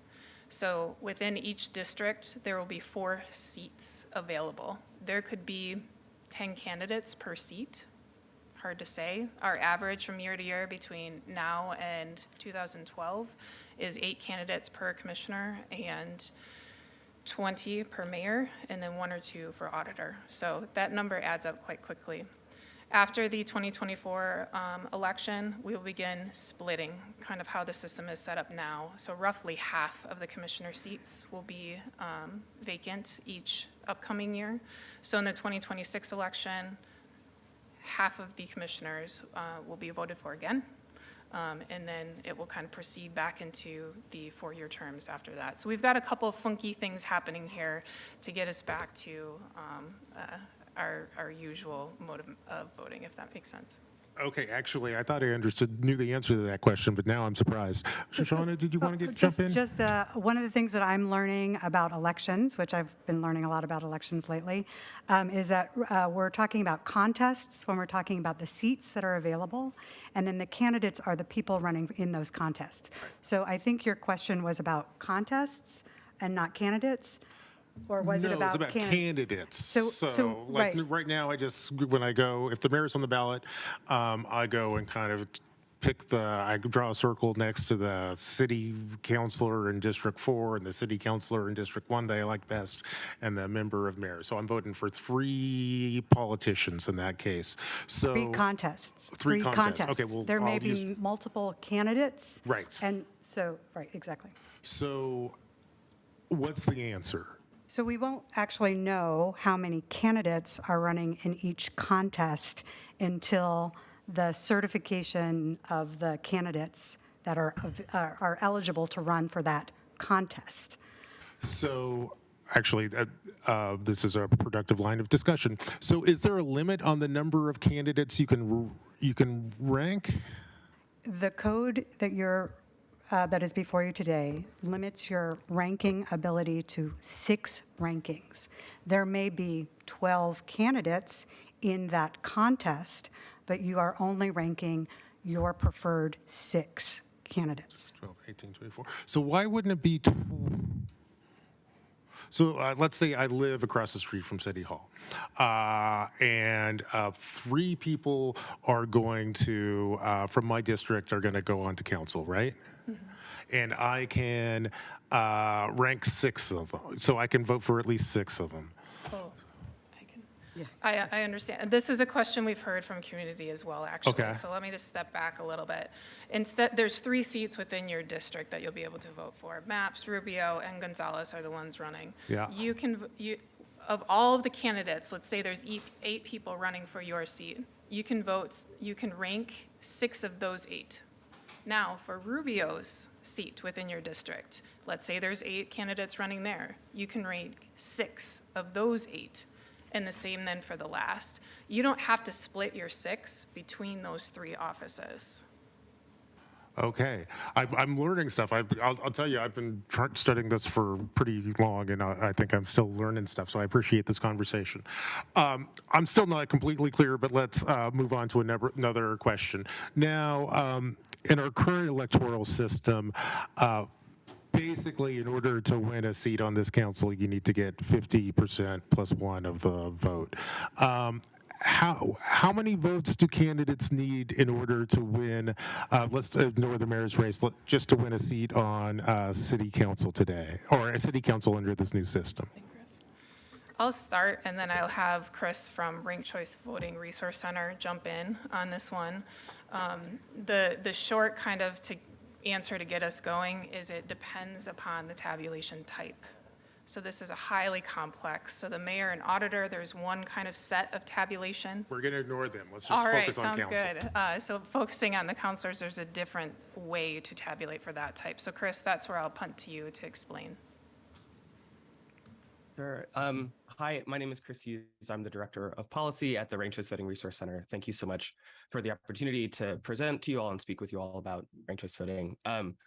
As mentioned, my job is just to advise on and study ranked choice voting implementations across the country. So with that preamble out of the way, thank you for the question, Commissioner Mapps.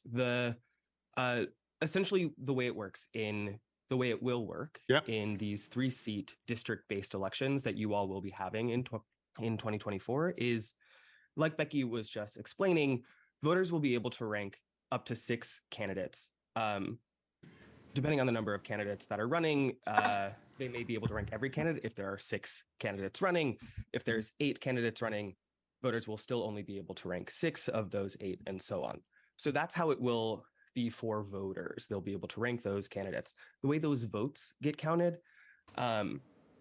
depends on the number of seats being filled. Because every district is electing 3 seats, every candidate running in that election in order to win election needs to get 25% of the vote plus 1 vote to win.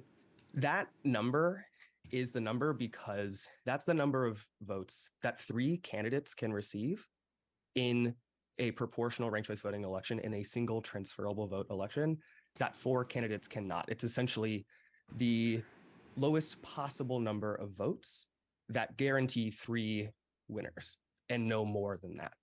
And the reason it's designed that way is so that you get what is called proportional representation. That enables communities that make up at least 25% of a jurisdiction to elect candidates of their choice. Or if there's multiple smaller communities, to band together in a coalition and elect a candidate that those communities can agree upon. I'll leave it there. I see Commissioner Ryan has his hand up, so I'll pause. No, I'm actually not done. Okay, sorry. Okay, so I kind of followed that, kind of didn't follow all of that. Maybe the bottom line is, under the new system, in order to win a seat on council, you need to win roughly 25% of the vote plus 1. So I'm looking at Exhibit A, and there's a formula in there. I think it's basically trying to calculate the election threshold for us.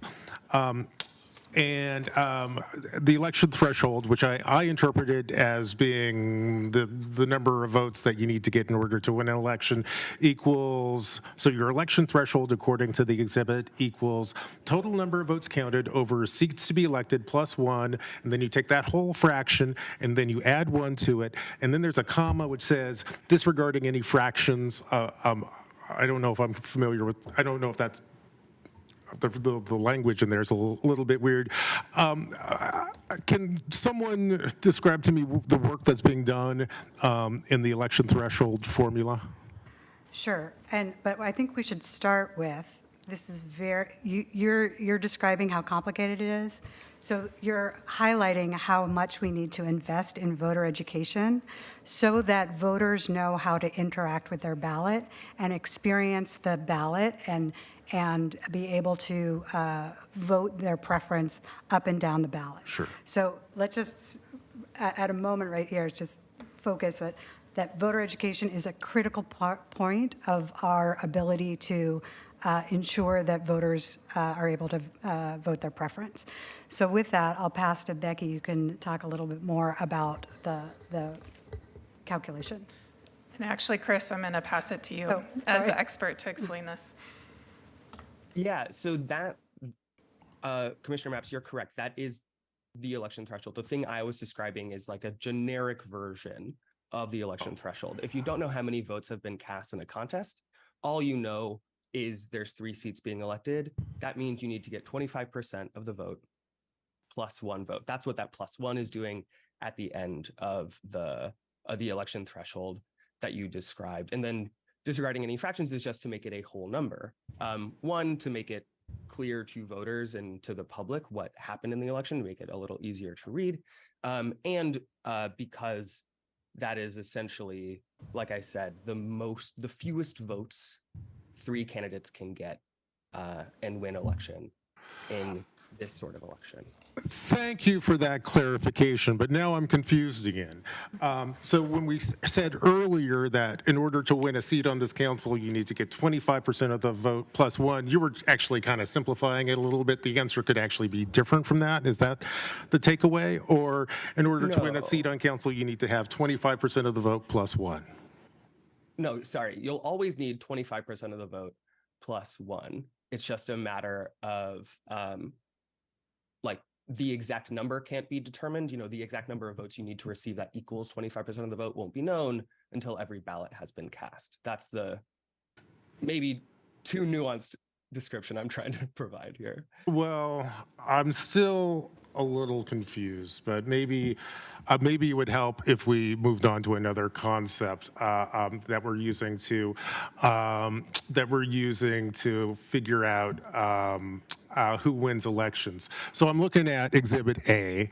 And I see right underneath the formula for election threshold, we also have something called the surplus fraction, which equals V minus T over V. Can someone explain to me both what the surplus fraction, what role surplus fractions play in this electoral system, and also what is V and what is T? Chris, I'm going to look to you again. Yeah, of course. So surplus fraction is something that is done in a single transferable vote contest to make sure that every voter's vote goes as far as possible. In a ranked choice voting election, you can either, if your favorite candidate gets eliminated, your vote will transfer to the next candidate you liked. But if someone you voted for wins election and has more votes than they need, more votes than the election threshold we were just discussing, every voter who voted for that candidate gets to have a part of their vote count for the next candidate they like. This, again, is an attempt to make sure that every voter has their vote go as far as possible. And the reason we do that with people who voted for winners is we don't want someone who is wildly popular in a community, someone who might get 40, 50% of the vote when they only need 25% of the vote. We want every person who supported them to also be able to contribute to another candidate's election, because that one candidate clearly represents a really large swath of the community. In a proportional representation election, we want to elect people who represent a majority. The goal ultimately is to provide decision-making power to the majority. That's what these surplus transfers are trying to ensure, and also provide representation to members of sufficiently large minority communities, which is why we have that 25% election threshold. Okay, thank you for that clarification. And just so I'm following along, so the formula to calculate the surplus fraction is V minus T over V. Can you remind me what V and T are? Yeah, V is that the candidate who's been elected, their vote total, the total number of votes that got them over the election threshold. Okay. T is the threshold itself. So that's the number of votes you need to win. And so V minus T gives you the surplus, how many more votes a candidate got than they needed to win election. And then you divide that number by V, the candidate's total votes. Yeah. Because that makes sure that, essentially that ensures that the right portion, the exact, precise, correct portion of each voter's vote goes to their next ranked candidate. Okay. One more question. I'll confess, guys, I'm a little bit confused in terms of how all this works, and I take it seriously. I'm literally kind of spending my nights trying to build an Excel spreadsheet that kind of does what you're doing, and I'm stuck. And maybe one of the reasons why I'm stuck is because there's this concept out there called transfer value, and I think I may not understand what transfer value is. Can someone explain that to me in an intuitive way? Sure. I have a suggestion that I think might be helpful. So I want to also add a caveat that these numbers change by round as well, and change dependent upon how many folks are in that particular, like how many seats are running at the same time. So it adds additional nuances to it. Chris, I'm wondering, could we step back a little bit and just generally explain how tabulation works? Well, I think it might this council is going to vote on this, and probably we're all going to vote yes. But I do think at some point you can kind of say broadly, you're ranking people, and somehow it'll all kind of work out. I do think it's important that we actually understand what the heck that we're doing here. And it's great to have a consultant. I think he might be in Chicago or something who appears to understand this. As an elected official, at least for the moment, I feel an obligation to at least to try to understand what we're actually doing here. So I'd actually like to focus in on the question, which is, can someone tell me what transfer value is? Yeah, I can explain that briefly. So I think to take a step back, but this is relevant to transfer value. Sure. Imagine in a single transferable vote contest, in a proportional ranked choice voting contest, that every voter essentially has a dollar bill to give to any voter, any candidate that they prefer. If you need to get a certain number of dollar bills to win election, when you've gotten enough of those dollar bills to win, what single transferable vote does is give a voter, maybe if you got 10% more votes than you need, a 10 cents gives you a dime back, each voter a dime back to give to their next preferred candidate. That's the basic mechanism of what's happening when we're talking about surplus value or surplus fractions. Transfer value is that dime. It's that share of the vote that transfers that a voter can give to their next preferred candidate. Okay. Thank you very much, and I really do appreciate you helping me understand what's happening under the hood of this electoral system. I think I want to ask our colleague from the Multnomah County Elections Division, do you have anybody on staff who actually understands the math here? Fortunately, we do, yes. Who? We've had a project manager working on this since the beginning, collaborating with this team. Okay. His name's Dan Eisenbeis. He is our Becky on our side as far as understanding the math. Okay. The good news is for us, the software will do the math for us. So we can just trust the software. Well, we will test the software. We'll test it repeatedly to make sure it's doing what we're doing. So we will have to understand how the math works in order to do that. Okay, well, I'm glad to hear that the county is ready to take you on this. Maybe I feel obliged to maybe ask the same question to our colleagues over at the city. Being real, do we have anyone on staff at the city who actually understands the math of what's happening with election thresholds, surplus fractions, transfer values, and how to translate that into what I think of as like a spreadsheet that could capture the various rounds of what we're trying to do here? Yes, I would say that we do have staff here at the city, myself included, as well as James Eccles, who is our elections coordinator, as well as our city attorney staff. The issue is it's dynamic, it's not static, which is quite the transition from our prior 100-year system.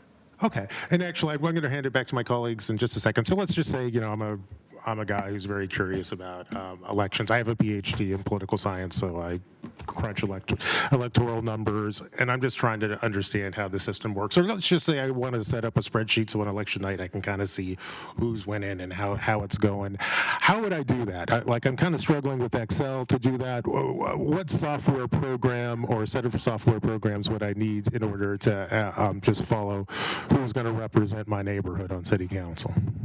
I'm not sure, others can chime in if there's any special software that you need to run the calculations for the math. It's a matter of knowing how many votes for every candidate in the races that you're tabulating for, having that as you move through the rounds so that you can plug it into the formula and generate the final, all of the numbers that are laid out here in order to find the winners. Okay. I'm going to keep trying to just figure out how to figure this out. I'm glad to hear that we have folks over at the city and the county. I may give you a call sometime to help me debug my spreadsheets. And Mr. Mayor, I'll hand the floor back to you. Commissioner Ryan. Thanks, Mayor. Thanks, panel. This is I got to admit, I started to get lost, but I'll go back to, I have a really simple question, I think. So what I recall voting on is that you could rank an unlimited ranking, like as many as you'd like. And then today I'm hearing it's 6. Am I recalling that correctly? The charter actually does not include the language, unlimited votes. It actually just directs the city council to adopt code, which we're bringing to you today, to implement ranked choice voting. So our charter is our guiding document, and it just directs the city to implement or to adopt code implementing ranked choice voting.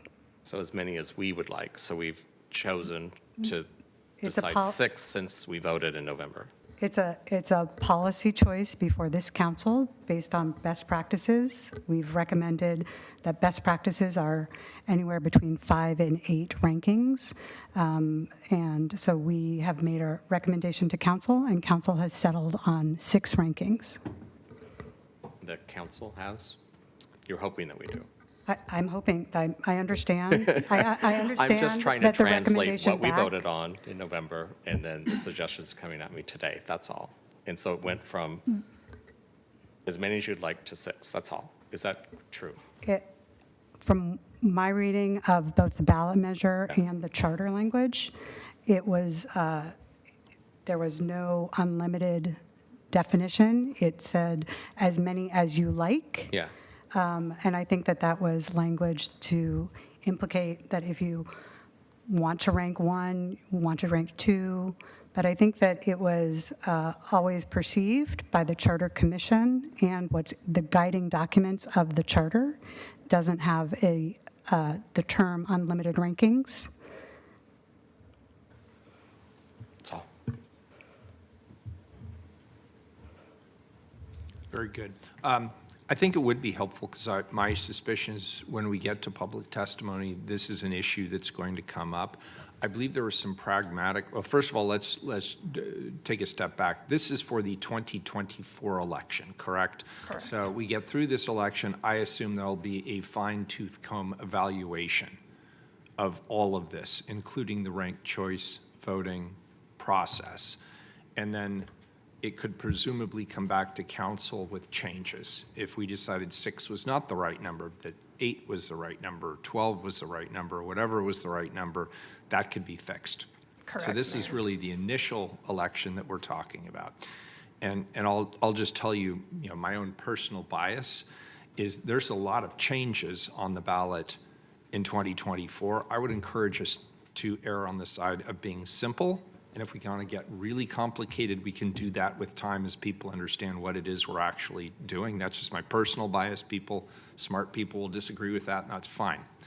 But I believe there were also pragmatic reasons why the number 6 was chosen that had something to do with the formatting or the ballot counting machines or something to that effect. Could somebody clarify that as well, please, for the council? Absolutely, Mayor. You want to do it? Yeah, I would be happy to. Thanks, Tim.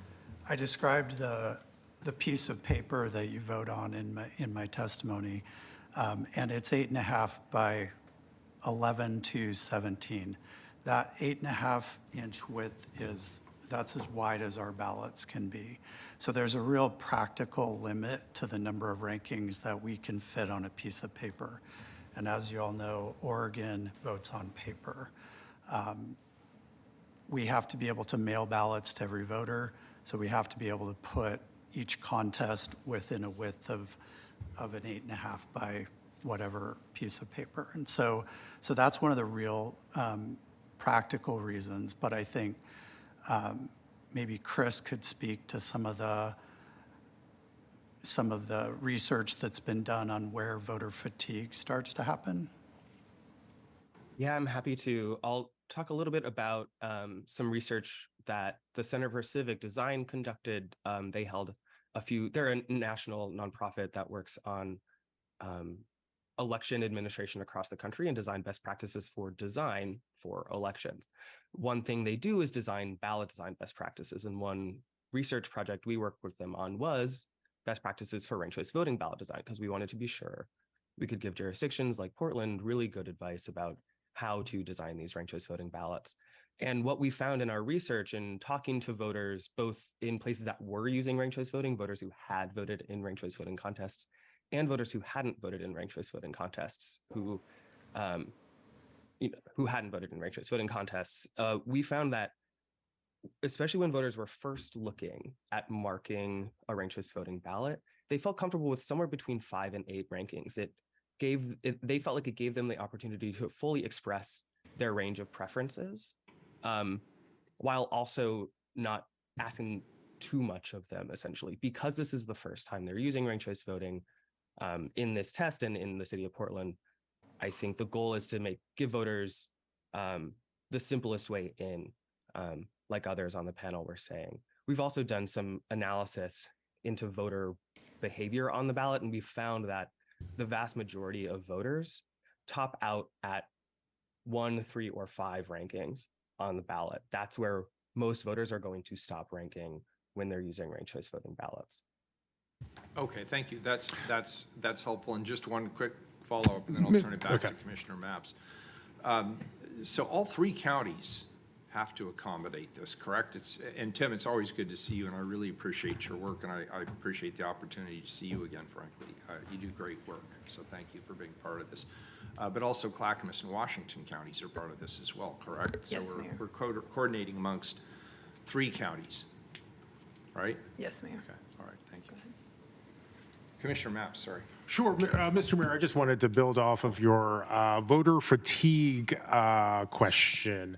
And hey, Chris, if you're still paying attention, I may just take it directly to you.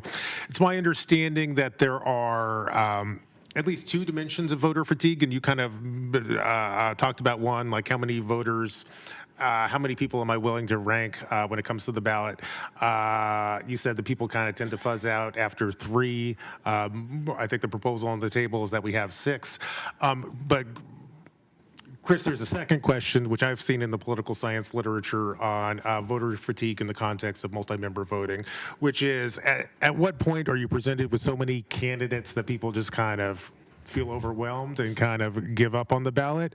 Do you have any have you looked at that aspect of this literature, and can you give us some insights to the point of when you're just overwhelmed, when people just are confronted with so many names that they just completely stop voting, which is how it's typically expressed, or at least how it's studied in the political science literature?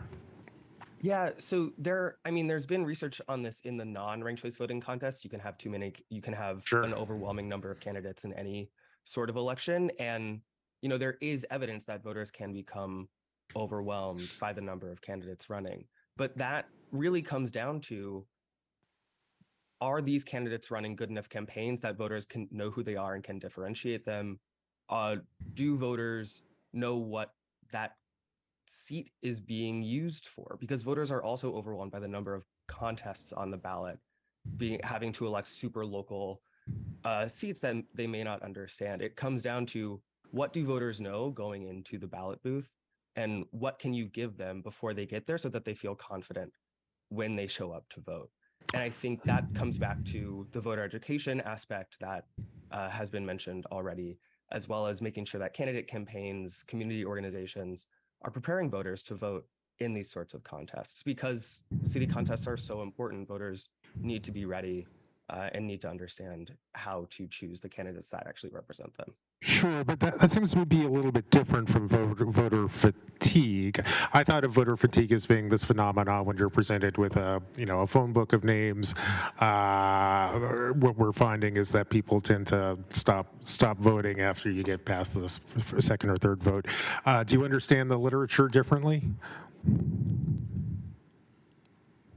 I can't say that I've read much of the literature on non-ranked choice voting contests, and there isn't enough of ranked choice research on ranked choice voting contests to say either way if this is something that emerges in ranked choice voting contests. Okay, I think I've seen a couple of studies. I'll try to send you the references after this. Thank you.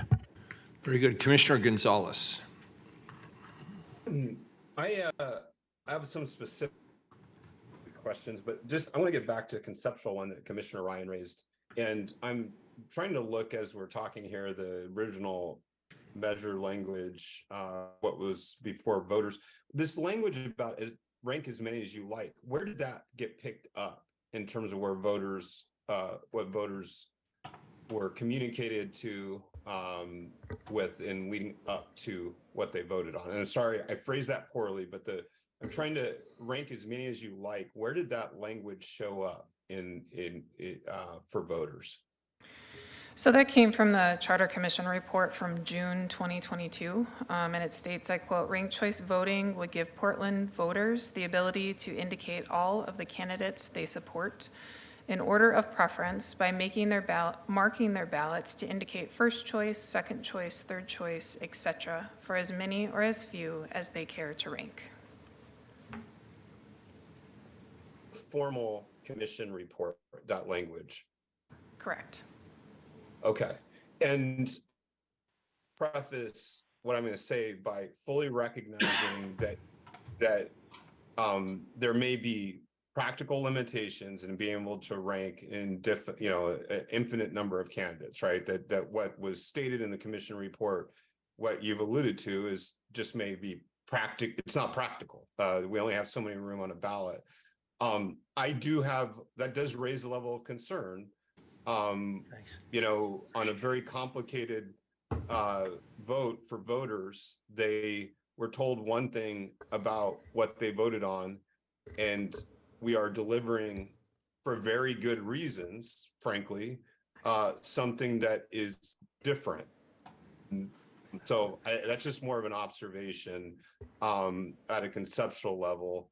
Again, I do not mean to demean the practical limitations on setting up a ballot.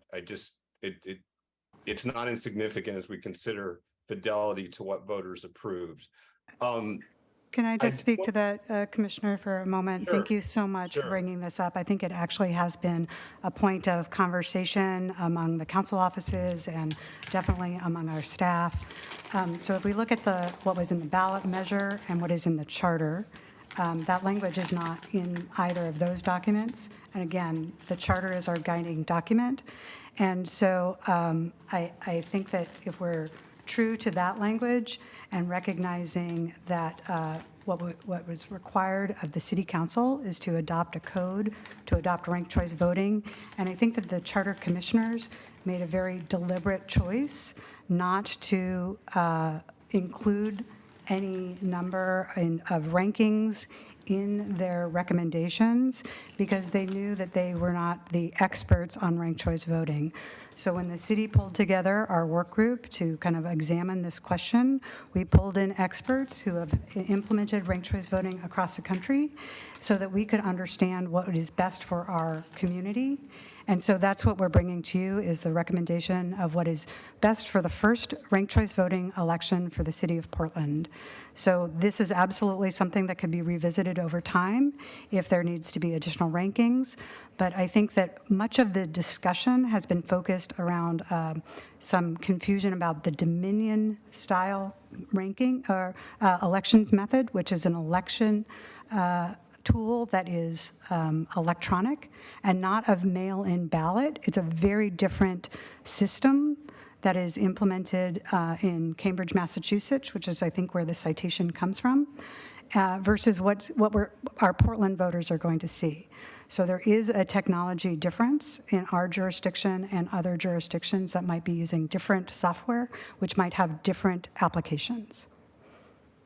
And I appreciate the differences at some level, not at the deeply technical, but my fundamental observation here is that at a time when Portland voters were demanding real change, looking across the ballot, including this, we presented them with a highly complex item to approve. And it is incumbent upon us to show fidelity to what voters approved on the one hand. And it is at a level disconcerting, right? That even though what you described makes perfect sense at a level, but that a technical piece such as this, that a formal commission report is saying X and we deliver something different. And I understand the reasons for it. I understand the logic behind it. But we're going to continue to face questions about fidelity to what voters approved. And it's just, I was not fully aware of that dissonance. And I'm just putting on the record, I have some concern about that. Again, I understand the decisions you made, and or in consultation with our offices and others as we're trying to practically execute on this. I do want to get into some more. Can I just jump in right there? Thank you so much, Commissioner Gonzalez. I think we do have the benefit of several charter commissioners in the audience who have signed up to provide testimony. So I think that they actually are probably the best folks to actually tell you what their report meant and the deliberations that the Charter Commission took. So if we could maybe pause on this particular topic about the number of rankings until maybe after the public testimony and you hear from some of those charter commissioners. Sure, that's fine. And I would like to just transition to some specific items nonetheless. So I want to use, just to make sure we're using terminology correctly, I'm going to focus first on the mayor and auditor races. So we're going to call that an instant runoff voting, correct? Correct. And that will be the same methodology that we'll utilize when there's a single councillor vacancy in a district. So it's not your typical election, but we're going to use instant runoff voting for those category of elections. Correct, yes. Okay, and is the methodology we are using in those races, what are the differences and the similarities between the county races that will be occurring at the same time with their own ranked choice voting? And I ask this only because I think from a public policy perspective, the more easily this is understood by voters, the better. And if on the same ballot we have, higher level, I have concern that we have two different forms of ranked choice voting on Multnomah County ballots to begin with, right? But at least when we're talking about the instant runoff voting, when used in city elections, what are the similarities and differences in how that's going to work versus the county? Commissioner Gonzalez, Tim Scott. We modeled our charter amendment or our charter measure after what the city of Portland put forward. So for all of our contests, which are single winner, we are going to be also using the instant runoff voting method. Of course, we are implementing in 2026, a couple years after the city will, so we will have the benefit of experience in helping the city go through their first election. There may be some decision-making that happens after that election that helps guide us with our implementation, but our very strong feeling is that we want to model it our races as closely to the city mayor and auditor contests as possible. Without judging the wisdom of what was adopted for the city, that makes perfect sense to me. I think eliminating voter confusion to the extent we can is a is a compelling public policy argument. So that's great to hear. And I want to just clarify one other piece on what you just said. So the counties will implement this effective in 2026 for their elections. That will not be implemented for 2024 for their elections. That's correct. We're going to implement in November of 2026. That's good news. I think that makes a lot of sense. I think, I'm going to build off of one of Commissioner Maps's points. I'm looking at the site. Well, let me take a step back. I appreciate the efforts here to streamline these provisions. I saw that you cut quite a bit from the prior chapter and are incorporating state law in places that made sense. I appreciate that. I think that's going to simplify the code. That I think that, you have a very complex beast to implement here, but I just want to observe to the authors here that that's helpful. I'm looking down at that formula in 2.08030C2, and it's the same ones that Commissioner Maps is referring to.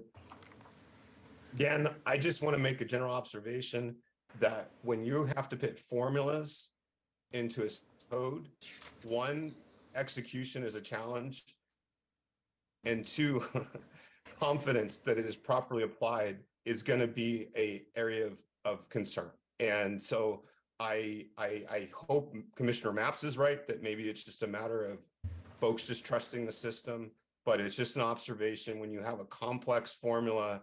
Look, I've had to implement them and interpret them for 20 plus years in my professional life, and they have a place. But when you're talking about it for elections, I have an area of some level of concern about voter confidence in what is decided. I put that aside. I do want to just raise one more time. Commissioner, could I jump in before you switch? Yeah. I just want to thank you for that comment because I think that is transparency. The plane is in the air and we are building it. And I just really want to support and thank you for the comment that you just made about that. Thank you. And last, just general observation, and then I'll turn it over. But I guess it's sort of a question. I don't think we can understate the risk we are taking in terms of voter confusion and fatigue by the number of folks they'll be voting for this first cycle.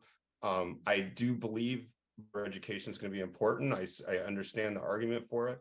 But we're going to be facing this with every successive election. And for someone to be able to know 6 people in their own district, because that's the number they'd be ranking, on top of what else is on the ballot, I think we are talking about such a small percentage of voters that are going to do their homework to that degree. And so when I think of voter fatigue, it's not just getting through the ballot, but it's actually doing the homework to get to know that many people in your district. So I don't have a solution for that right now.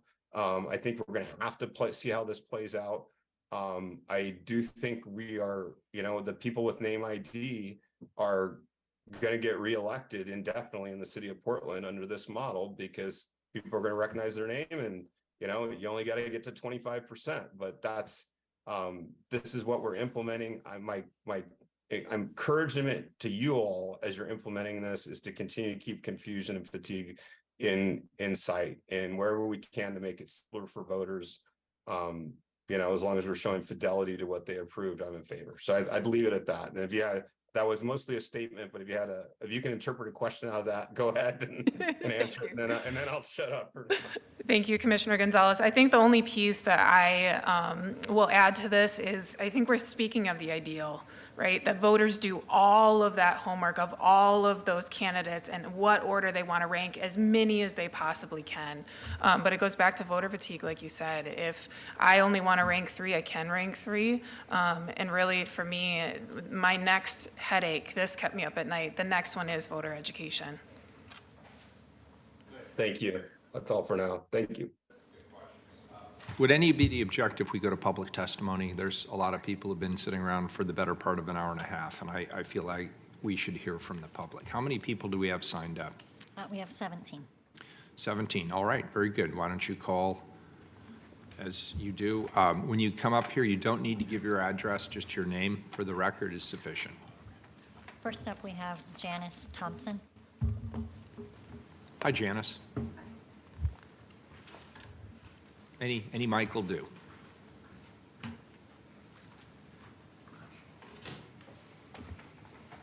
Good afternoon. I'm Janice Thompson, representing the League of Women Voters of Portland. We thank the council for hearing this ordinance as well as the previous steps you have taken to ensure timely compliance with the voter-enacted charter changes. We urge your support for this election code update. This is a step that you can take with great confidence due to the research-based team effort by election administrators and attorneys from both Multnomah County and the City of Portland. We are in very good hands with local election officials who are seasoned professionals. This is reflected in this code update that is informed by research on election data in the growing number of jurisdictions using ranked choice voting. It was very prudent to consult with the RCV Resource Center, an organization founded by election administrators with extensive practical experience on this voting system. It was also prudent to seek public input on a draft version of this election code update. This input and the on-the-ground local experience of the collaborative Multnomah County Portland team results in a code that is a good fit for our city. This afternoon is the time for questions about this code. However, keep in mind who will use this code: our election management professionals. Voters do not need to read the election code before casting their ballots. Voters will benefit from educational outreach on ranked choice voting, not because it is inherently confusing, since people do make ranking choices all the time. However, it is in keeping with how-to educational best practices already used by election administrators to explain the application of this ranking process on ballots. Such education is mandated in the charter, and the League urges robust funding for education that emphasizes the voters' use of the ballot and includes outreach to historically disenfranchised constituencies. All Portlanders benefit when educational efforts reflect our city's diversity. The League urges a timely yes vote on this election code update. We thank you for this and your previous steps to carry out the charter changes adopted by Portlanders. Thank you. Appreciate your testimony. Next up, we have Richard Phobes online. Welcome, Richard. Hello, my name is Richard Phobes. I'm the vote care guy. 3 decades ago, while living in Corvallis, I wrote a book titled The Creative Problem Solver's Toolbox, which notably has been published around the world in 10 languages. While writing it, I realized that most of the big problems in government space could be solved easily if we used well-designed vote counting systems. The Portland Charter Commission made wise design choices, and most of the proposed amendment correctly implements that design within the limits of already certified software. However, there are some flaws, some of which you're noting. I submitted written feedback about these flaws a few weeks ago, but the flaws remain. The biggest flaw is the mistaken claim that the voter's intent is unclear when they mark 2 or more candidates at the same choice level. That interpretation is valid in Australia, where a voter handwrites a number next to each candidate name. But here in Oregon, we mark ovals in choice columns. So in our case, the voter's intent is very clear, even when they mark 2 or more candidates in the same choice column.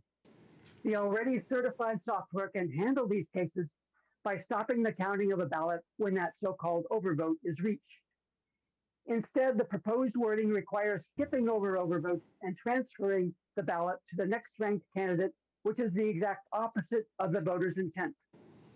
I suggest adopting words that allow flexibility in how overvotes are counted, especially because future software will correctly count those so-called overvotes. Another flaw is the omission of something called batch elimination. The details about these and other flaws are posted on the main webpage at rankedchoiceoregon.org. Although these flaws are unlikely to change who wins, These flaws are likely to be portrayed as failures of ranked choice voting, even though they are just flaws in the proposed wording.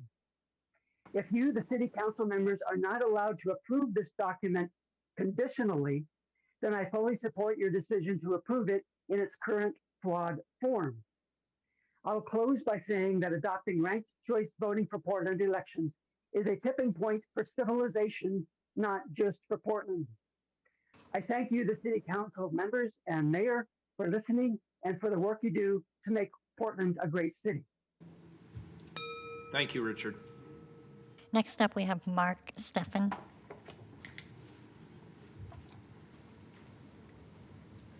Hello, my name is Mark Stefan, and I am an associate professor of political science at Washington State University, Vancouver, and I'm also a resident of Portland.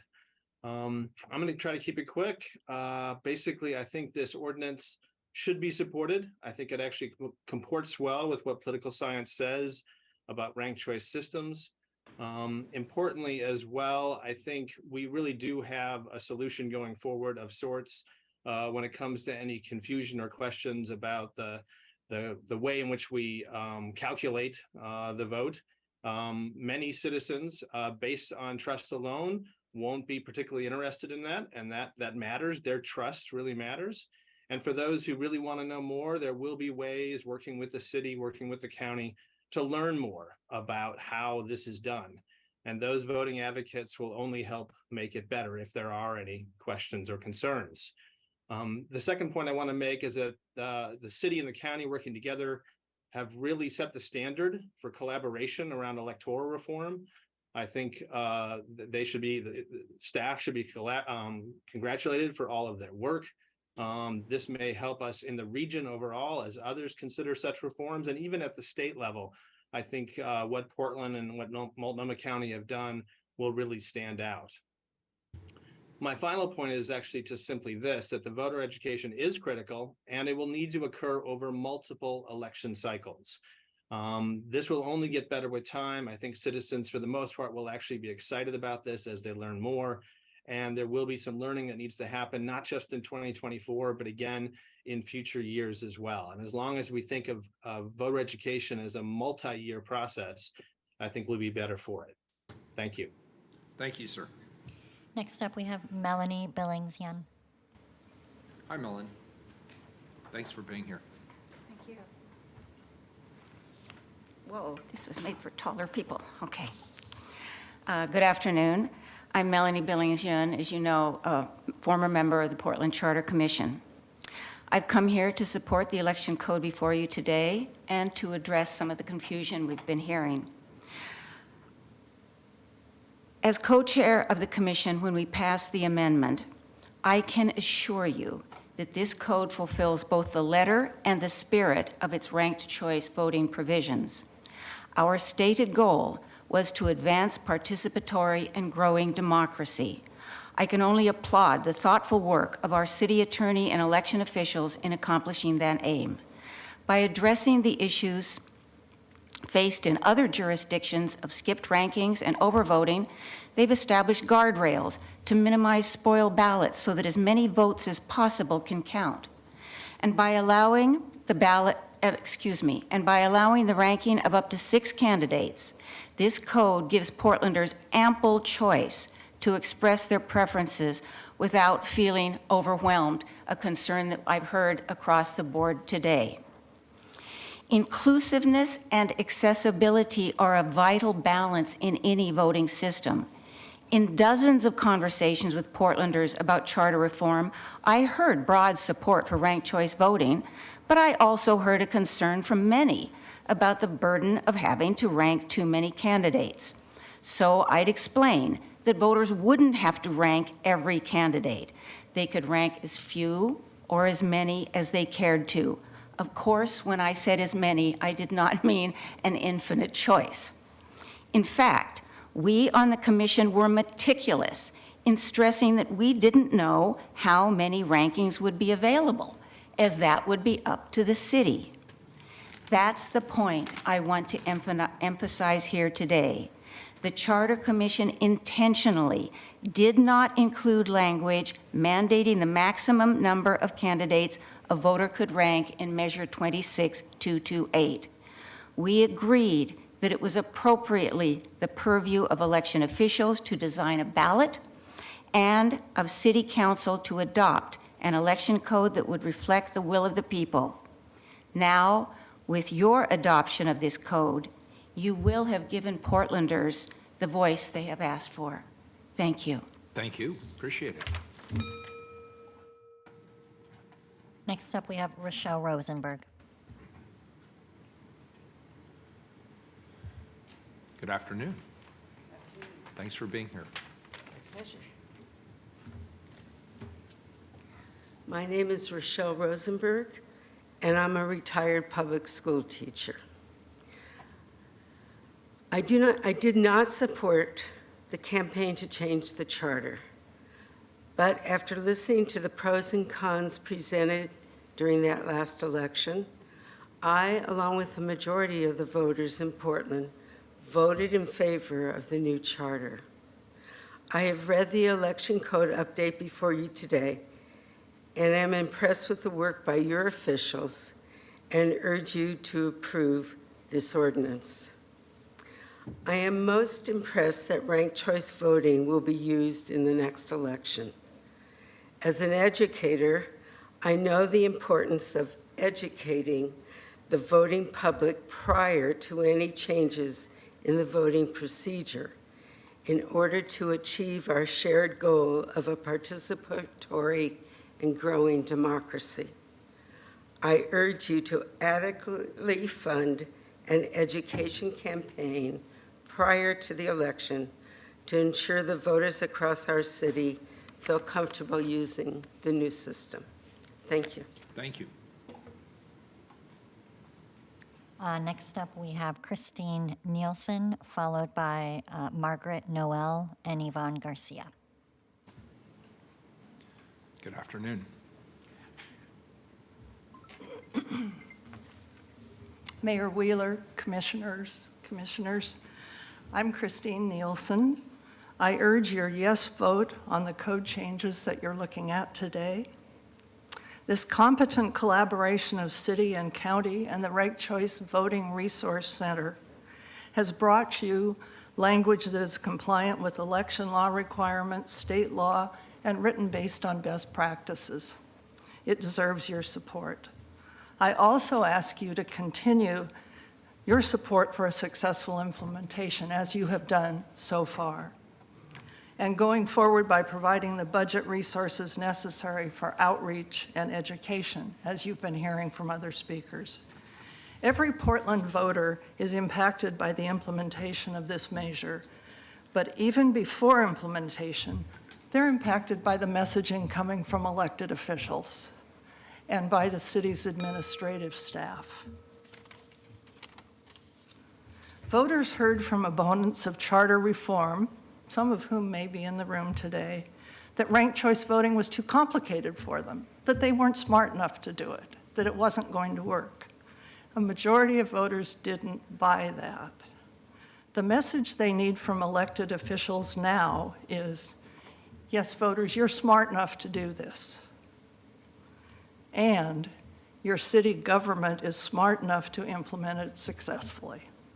As we heard from these wonderful staff people today, funded adequately and provide the support that your city government is smart enough to fund it adequately and provide you the support you need to successfully participate. These last years have been difficult. Portlanders' confidence in themselves is shaken. I thank you for your dedication to public service during these hard times. I think that each of you has the opportunity as your legacy to usher in a new and positive era for city government. Adopt the ordinance, prepare to robustly fund voter outreach and education. Thank you. Thanks. Appreciate your being here. Next up, Margaret Noel.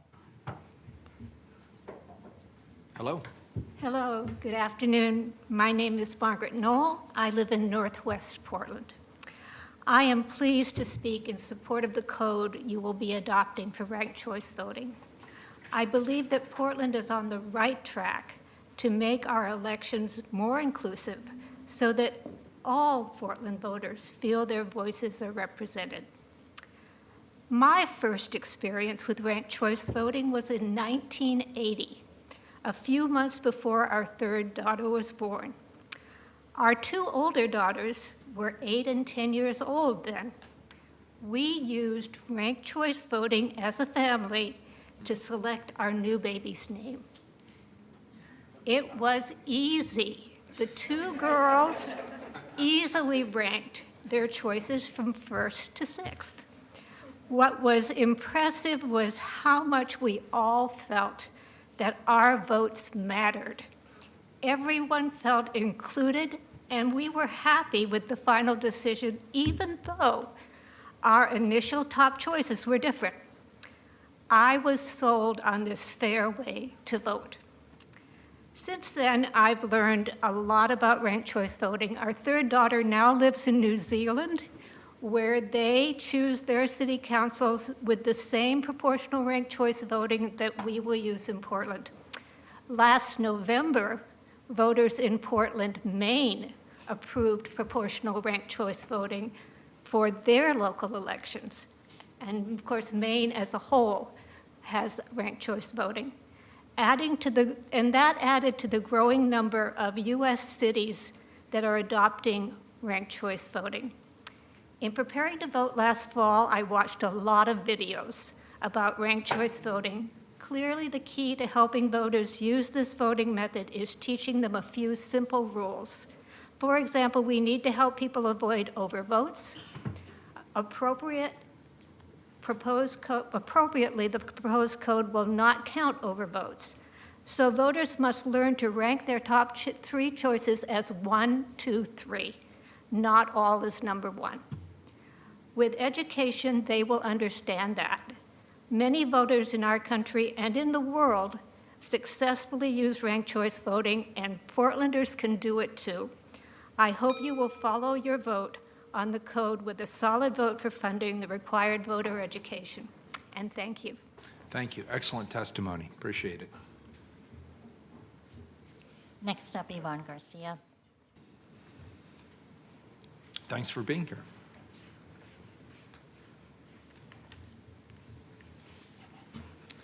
Hello, good afternoon, Mayor Wheeler, City Commissioners, and staff. My name is Yvonne Garcia. I use pronouns like she and her, and I am the Deputy Director at the ACLU of Oregon. The ACLU of Oregon is a nonpartisan, nonprofit organization dedicated to preserving and enhancing civil liberties and civil rights with more than 28,000 supporters statewide.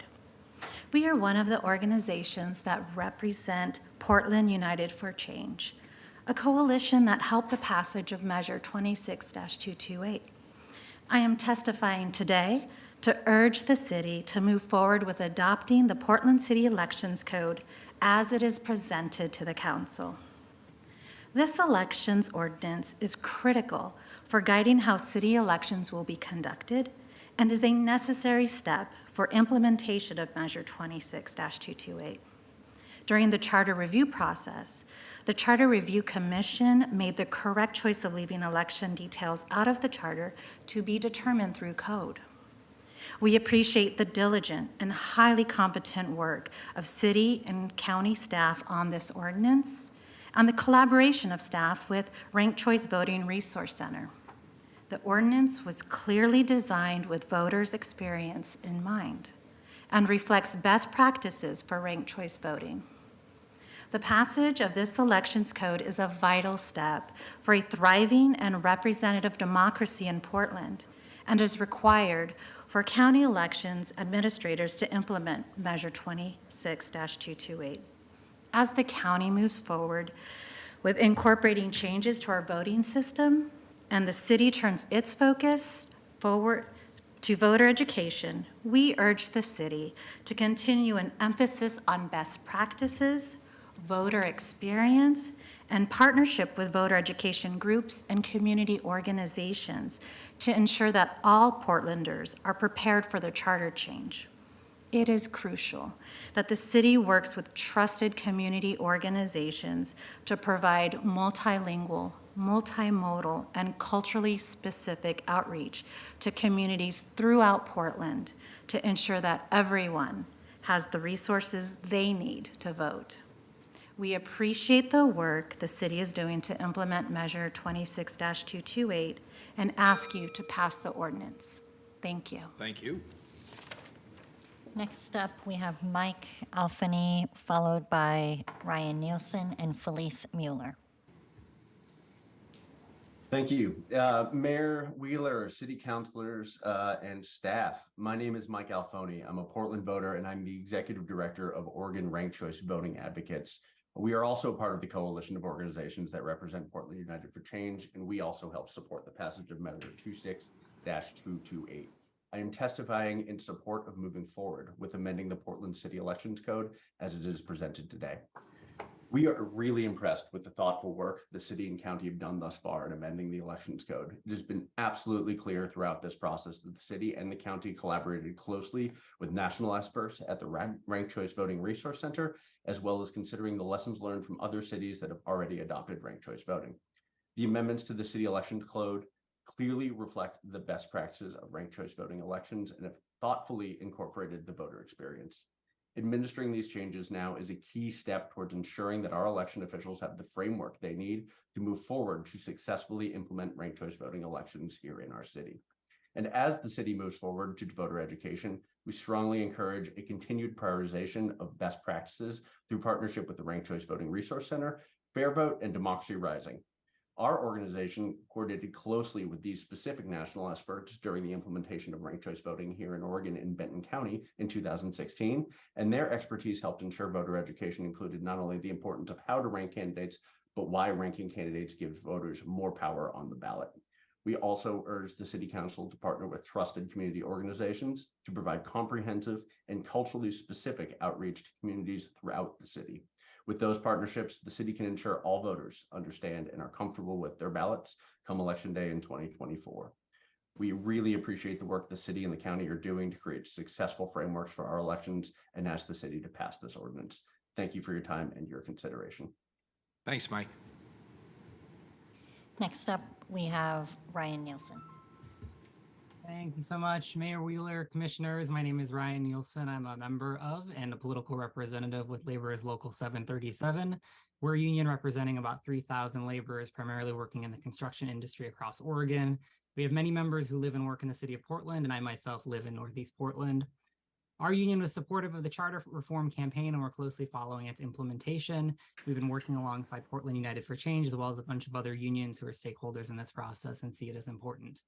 I know a lot of folks have put in a bunch of hard work on this ordinance, and I'm asking you to support it. I think it's really important that this process keeps moving along because we still have quite a bit of hard work ahead of us to, establish our new system of governance and all of the structures that it's going to take. I know that it's easy for folks to feel pessimistic about the state of our city, but I just want to say that I feel really, really hopeful. I'm really excited about what's ahead of us. Voters approved a really, really needed change to how we live and how we vote. And how we govern the city. And we know that things like geographic representation, having a city manager, ranked choice voting, all of those things, they're not going to solve all of our problems overnight, but I think they're a step in the right direction. So I didn't come with any lovely stories, unfortunately, about naming any children with ranked choice voting, but I still hope that you'll support this ordinance. Thank you all so much. Thank you. Next up, we have Felice Mueller.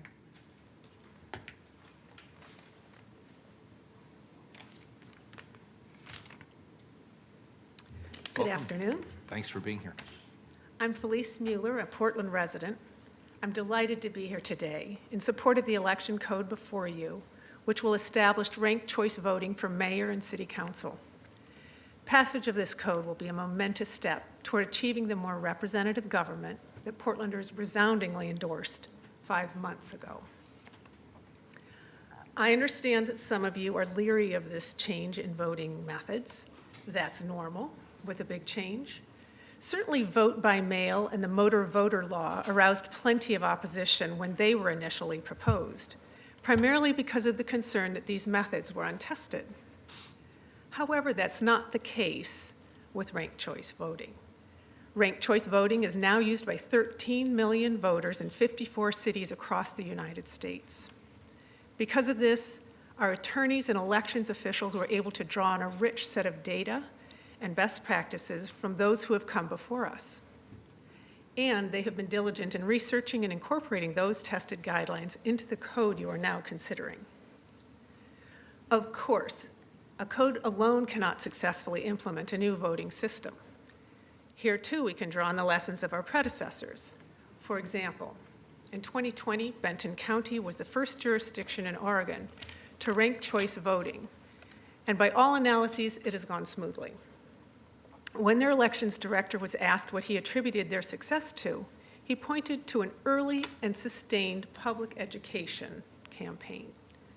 This stands in contrast to the voter difficulties in those cities that put only a few months into voter education.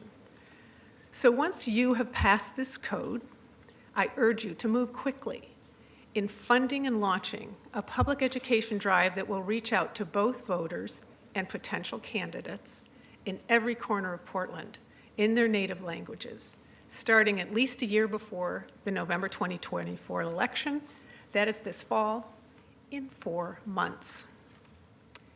By passing this code lickety-split and delivering a public education campaign with consistent, meaningful messaging ready to roll 4 months from now so that Portland has a 2024 election to be proud of, you will ensure that Portland maintains the vanguard position of the coolest city in the USA, because Portland is a place where dedicated advocates of making democracy work better for more people take a stand and win. Thank you. Thank you. Next up, we have Margaret Dellinger, followed by Debbie Kitchen and Isabella Villarreal.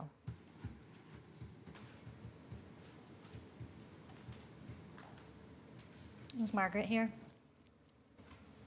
No. Debbie? Hi, Debbie.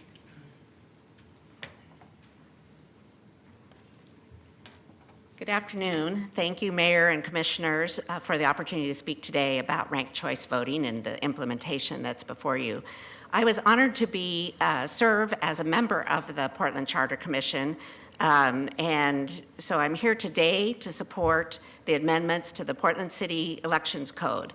I want to commend the work and the collaboration that the city and county staff and experts on ranked choice voting all work together to develop this ordinance. I believe it is in strong alignment with what the Charter Commission intended and what voters approved, and I urge you to vote yes to support it. I think it is important to note that the Charter Commission's intention was to leave some of the policy details regarding elections up to code to be adopted by the City Council, rather than putting them in the charter. The city charter serves as the city's constitution, so it is at a very high level. It's not appropriate or prudent to have everything about the city's operations and policies in the charter. That would create an operating system that would be too rigid and not adaptable to changing conditions, since any change to the charter must be approved by voters. And the other place that policies and rules for city operations are expressed are in code and administrative rules. So it's appropriately in code today that we're looking at some of these election rules. As a commission, we received extensive briefings from city attorneys and experts on what belongs in a charter and what types of details would be more appropriately represented in code. And at many steps in the process, this came up as a point of discussion of details that we should put in the charter amendments or what should be left for City Council. So I think that it was a very deliberative process, and it was with our expectation and intention that some of these details would be worked out in code. I believe the ordinance before you is a strong alignment with the charter amendments that were passed. I'd also like to say a few words in support of ranked choice voting. One of the Commission's desired outcomes was to have participatory and growing democracy with more voices being heard in elections. Ranked choice voting allows voters to fully express their preferences without fear that their votes won't count because their first choice is not as likely to win. So many voters are discouraged by the current system and do not feel motivated to vote. Feeling that their vote and preferences don't matter can lead to cynicism and a lack of participation. And increasing participation helps our communities because people are more invested in the community when they feel their vote matters. And in addressing just voter confusion that was talked about a little earlier, I believe it's important to know that the ballot will look the same for citywide elections like the mayor and auditor and the city councilors. And there'll actually be fewer contests for an individual voter to vote in. When they vote, they are voting within their district, and they're voting for either the mayor or, the auditor in an election. So there's actually fewer contests that they're weighing in on. So those, I think, are factors that affect the voter confusion and fatigue. Thank you for the opportunity to be here today and to express my opinions. Appreciate it as always. Thank you, Debbie. Next up is Isabella Villarreal. Good afternoon. My name is Isabella Villarreal, and I am the Policy and Communications Director at Next Step Action Fund. Our mission is to build the political power with diverse young people to achieve a more just and equitable Oregon. We are also part of the coalition of organizations that represent Portland United for Change and help support the passage of Measure 26228. Today, I'm testifying to urge the city to move forward with adopting the Portland City Elections Code as it is presented to the council. From the drafting to the public comment period to the amendments, we have been impressed with the work of the City Auditor's Office, City Transition staff, and county elections and legal staff. We know that our elections administrators are highly competent, conducting accessible, secure, and transparent elections. This code is reflective of the expertise of our elections administrators, a willingness to collaborate, a commitment to best practices, and overall competence of the city auditor and city transition team in moving forward with implementation of charter changes. At Next Step Action Fund, formerly known as the BUS Project, we are on the vanguard of policy solutions to expand our democracy, to engage Oregonians to the fullest extent possible. We know from decades of election systems change work that policy solutions take time and care to implement, and it takes a couple of elections to truly understand the impacts of policy.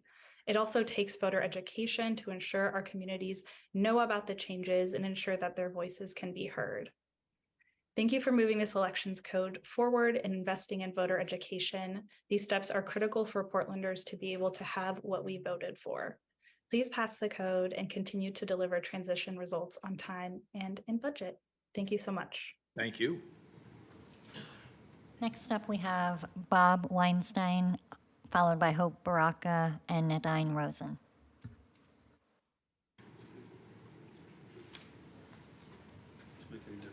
Anyone is your pleasure. They all work, huh? Good to see you. You too. Mr. Mayor and Commissioners, my name is Bob Weinstein.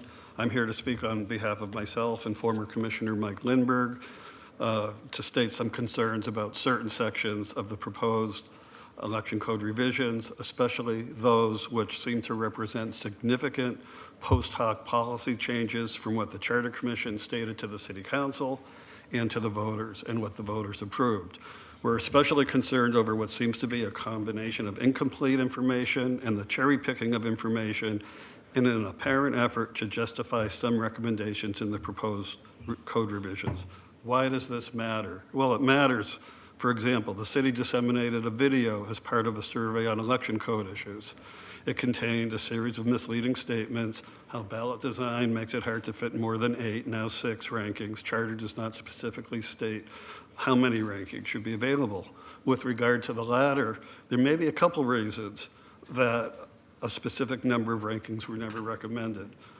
As you heard, the Charter Commission's official final report presented June of 2022 as part of the auditor's report had 2 relevant statements. You heard it read, so I won't read the whole thing, but it said voters would be able to vote for as many or as few as they care to rank.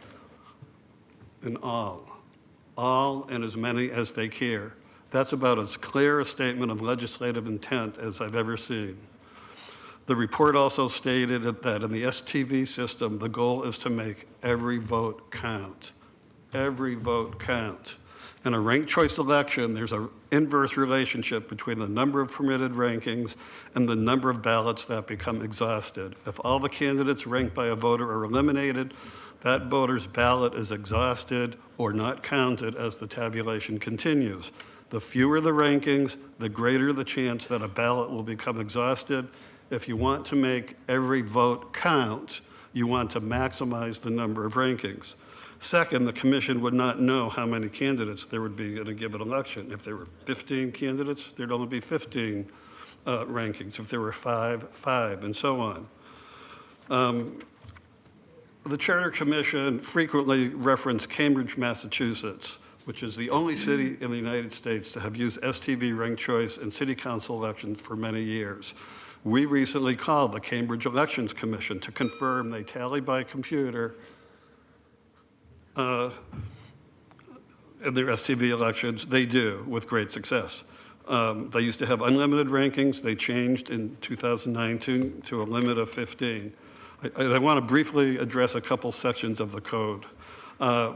Sections 208, 030, A1, AB appear to give sole authority to the county election officers to reduce the number of candidates a voter may rank below 6 to an unspecified number if that officer determines that they cannot accommodate 6.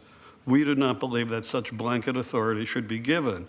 A related and greater concern appears to be a clear case of the tail wagging the dog in section 208.030B for elections administered by multiple counties that will give the election officials in Washington and Clackamas counties, apparently, the ability to reduce the number of rankings that all Portland voters use.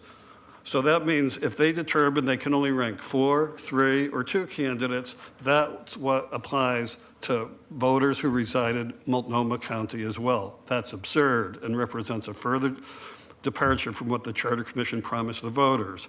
In the 2022 election, 0.38 of 1% of votes were from Washington and Clackamas County. It seems unreasonable to let the counties representing less than 1% of the voters determine the number of rankings allowed for the 99% of voters who reside within Multnomah County.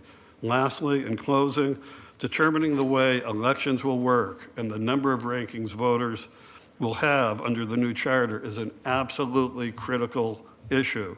The proposed code unnecessarily limits the ability of voters to rank as many candidates as they wish, from their top to their least preferred candidates. If Cambridge can do it, Portland can do it. Please take the time to get it right, fulfill to the maximum extent possible the promise by the Charter Commission that Portland voters could rank as many candidates as they care to rank. Make every vote count. Thank you. Thank you. And I'm sorry I went over time. It's all right, thank you. I know you have a long day. Thank you. It was good information, thank you. Next up, we have Hope Baraka online. Welcome, Hope. Hi, thank you. Mayor Wheeler, city commissioners and staff. My name is Hope Baraka. I am the owner and managing principal broker of Think Real Estate, a top sales agency for sales per agent in the state of Oregon. I also own Think Commercial. As chair of the board of directors for Business for Better Portland, I am here representing over 400 members. We represent companies and organizations in the Portland region who believe that in order for business to thrive, it is critical to do business in a thriving community. We're part of the coalition of organizations that proudly represented with Portland United for Change and helped support the passage of Measure 26228. I'm testifying today to urge the city to move forward with adopting the Portland City Elections Code as presented.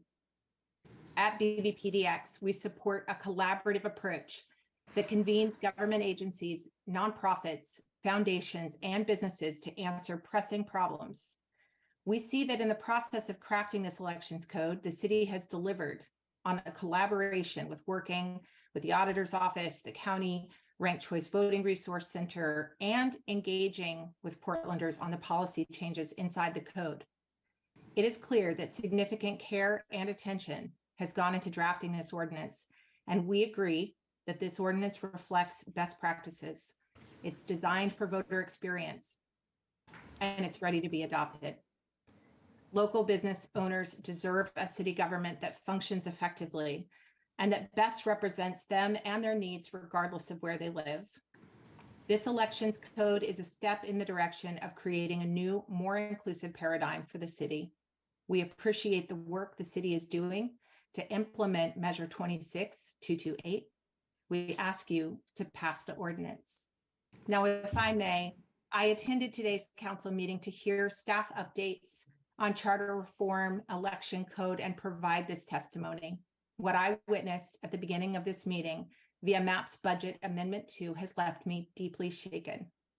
As a citizen, it appeared as no less than an absolute ambush on Reimagine Oregon, a critical effort from the Oregon Cares Fund coming out of COVID and out of the tragedies of 2020. From my perspective, this amendment was shoved through, holding the budget at large hostage. Okay, I'm sorry to be But Mayor, you let the previous speaker finish, so I have this is on an unrelated this is issue. essentially no notice to the organization and in contradiction to Ms. Vickers' recommendations. Cut 'em off. I believe damage. Thanks. Sorry, it's an important issue, but it's unrelated to this. Our last testifier is Nadine Rosen. Welcome. Thank you for being here. My apologies for standing up. That's embarrassing, but I have a cramp in my right leg. I totally understand cramps, believe me. It's so My humbling. name is Nadine Rosen, Mayor, Commissioners. Everybody has said what I'm going to say, which is, please vote for this. This is a really good charter change. We're very much for ranked choice voting. I will say, with regard to some of the questioning that was going on, I tried to explain ranked choice voting to my husband. And the first time I explained it, he said, I don't know about that. And then I heard New York City, and they were explaining how they handled the ranked choice voting. And the fellow who was in charge of publicity and education, he said, it's really simple. The young kids understand it. He said, you tell them vote for the one you want, and then vote again, and vote again. And I thought, okay, I'm going to make that to my husband. And he then understood ranked choice voting, had no problem. He knew that if you were going to run for mayor, you vote once, and then you vote again, and you vote again. And if you want to vote 6 times for 6 different candidates, you go right ahead. I don't know of anybody I'm going to vote for any group of people I'm going to vote for 6 times, but when you get into the districts now, there's 3 people running. But that doesn't mean there's only 3 candidates. I mean, we might have 25 candidates, but you can only vote for 6. Well, I think voting for 6 is plenty, thank you. And I'm so pleased we are going to have districts that we can vote for. They're going to be neighbors. We're going to know their addresses. We're going to know their streets. We're going to know whether they walk their dogs or not. And I thank you. Thanks for being here. Appreciate it. That completes testimony. All right, very good, colleagues. That completes public testimony. We're obviously, just so people know where we are, this is a non-emergency ordinance, so the council isn't voting today, but if people have other questions or follow-up before I move this to second reading. Mr. Mayor, can I just double check? I'm looking at the testimony order. Did we call Margaret Dellinger? Okay, great, thanks. All right, great, good. All right, thank you, everybody who stuck with us the whole afternoon. Really appreciate it, and I'm sorry to the person I cut off, but testimony has to be germane to the ordinances being discussed, and that was related to an ordinance we discussed earlier. So I wasn't trying to be uncivil, but those are the rules of the council, and it's my job as the presiding officer to make sure those rules are upheld. Thanks to staff, thanks to all of you who testified today, thanks for those of you who are here listening, and just being engaged on a really important subject. We'll move this forward. This is a first. Can I ask a question? Yeah, of course, Commissioner Ryan. I just want to listen to testimony. First of all, I'm very supportive of ranked choice voting. That was never a concern for me. So good work. And now I understand that there was some testimony that was really helpful. A couple of people, when they described the charter, was it you, Debbie, the Constitution, and then these, okay, got it. Now I just was looking at it literally.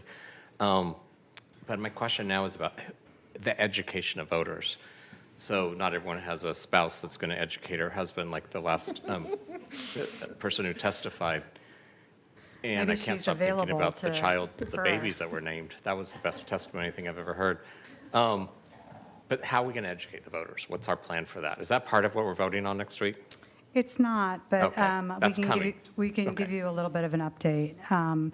We have issued an RFP for a voter education partner to initiate that work. That effort is funded in this fiscal year, and we're asking for additional resources in next year's budget. Voter education will be a multi-cycle effort, and of course, in collaboration with the county and the counties that are actually have experience in this area. So we'll give you an update at our next opportunity about the results of that. Thanks. I just didn't want to miss out an opportunity to have dialogue about that. All right, got it. So this is really about ranking. This is really about the elections You all code. decided 6 is the number. Got it. And that's part of the elections code, yes. Got it. Terrific. Very good. Thank you, everybody. This is a first reading. Our auditor, Reddy, thank you also and your team for terrific work on this. This is a first reading of a non-emergency ordinance. It moves to second reading, and we're adjourned.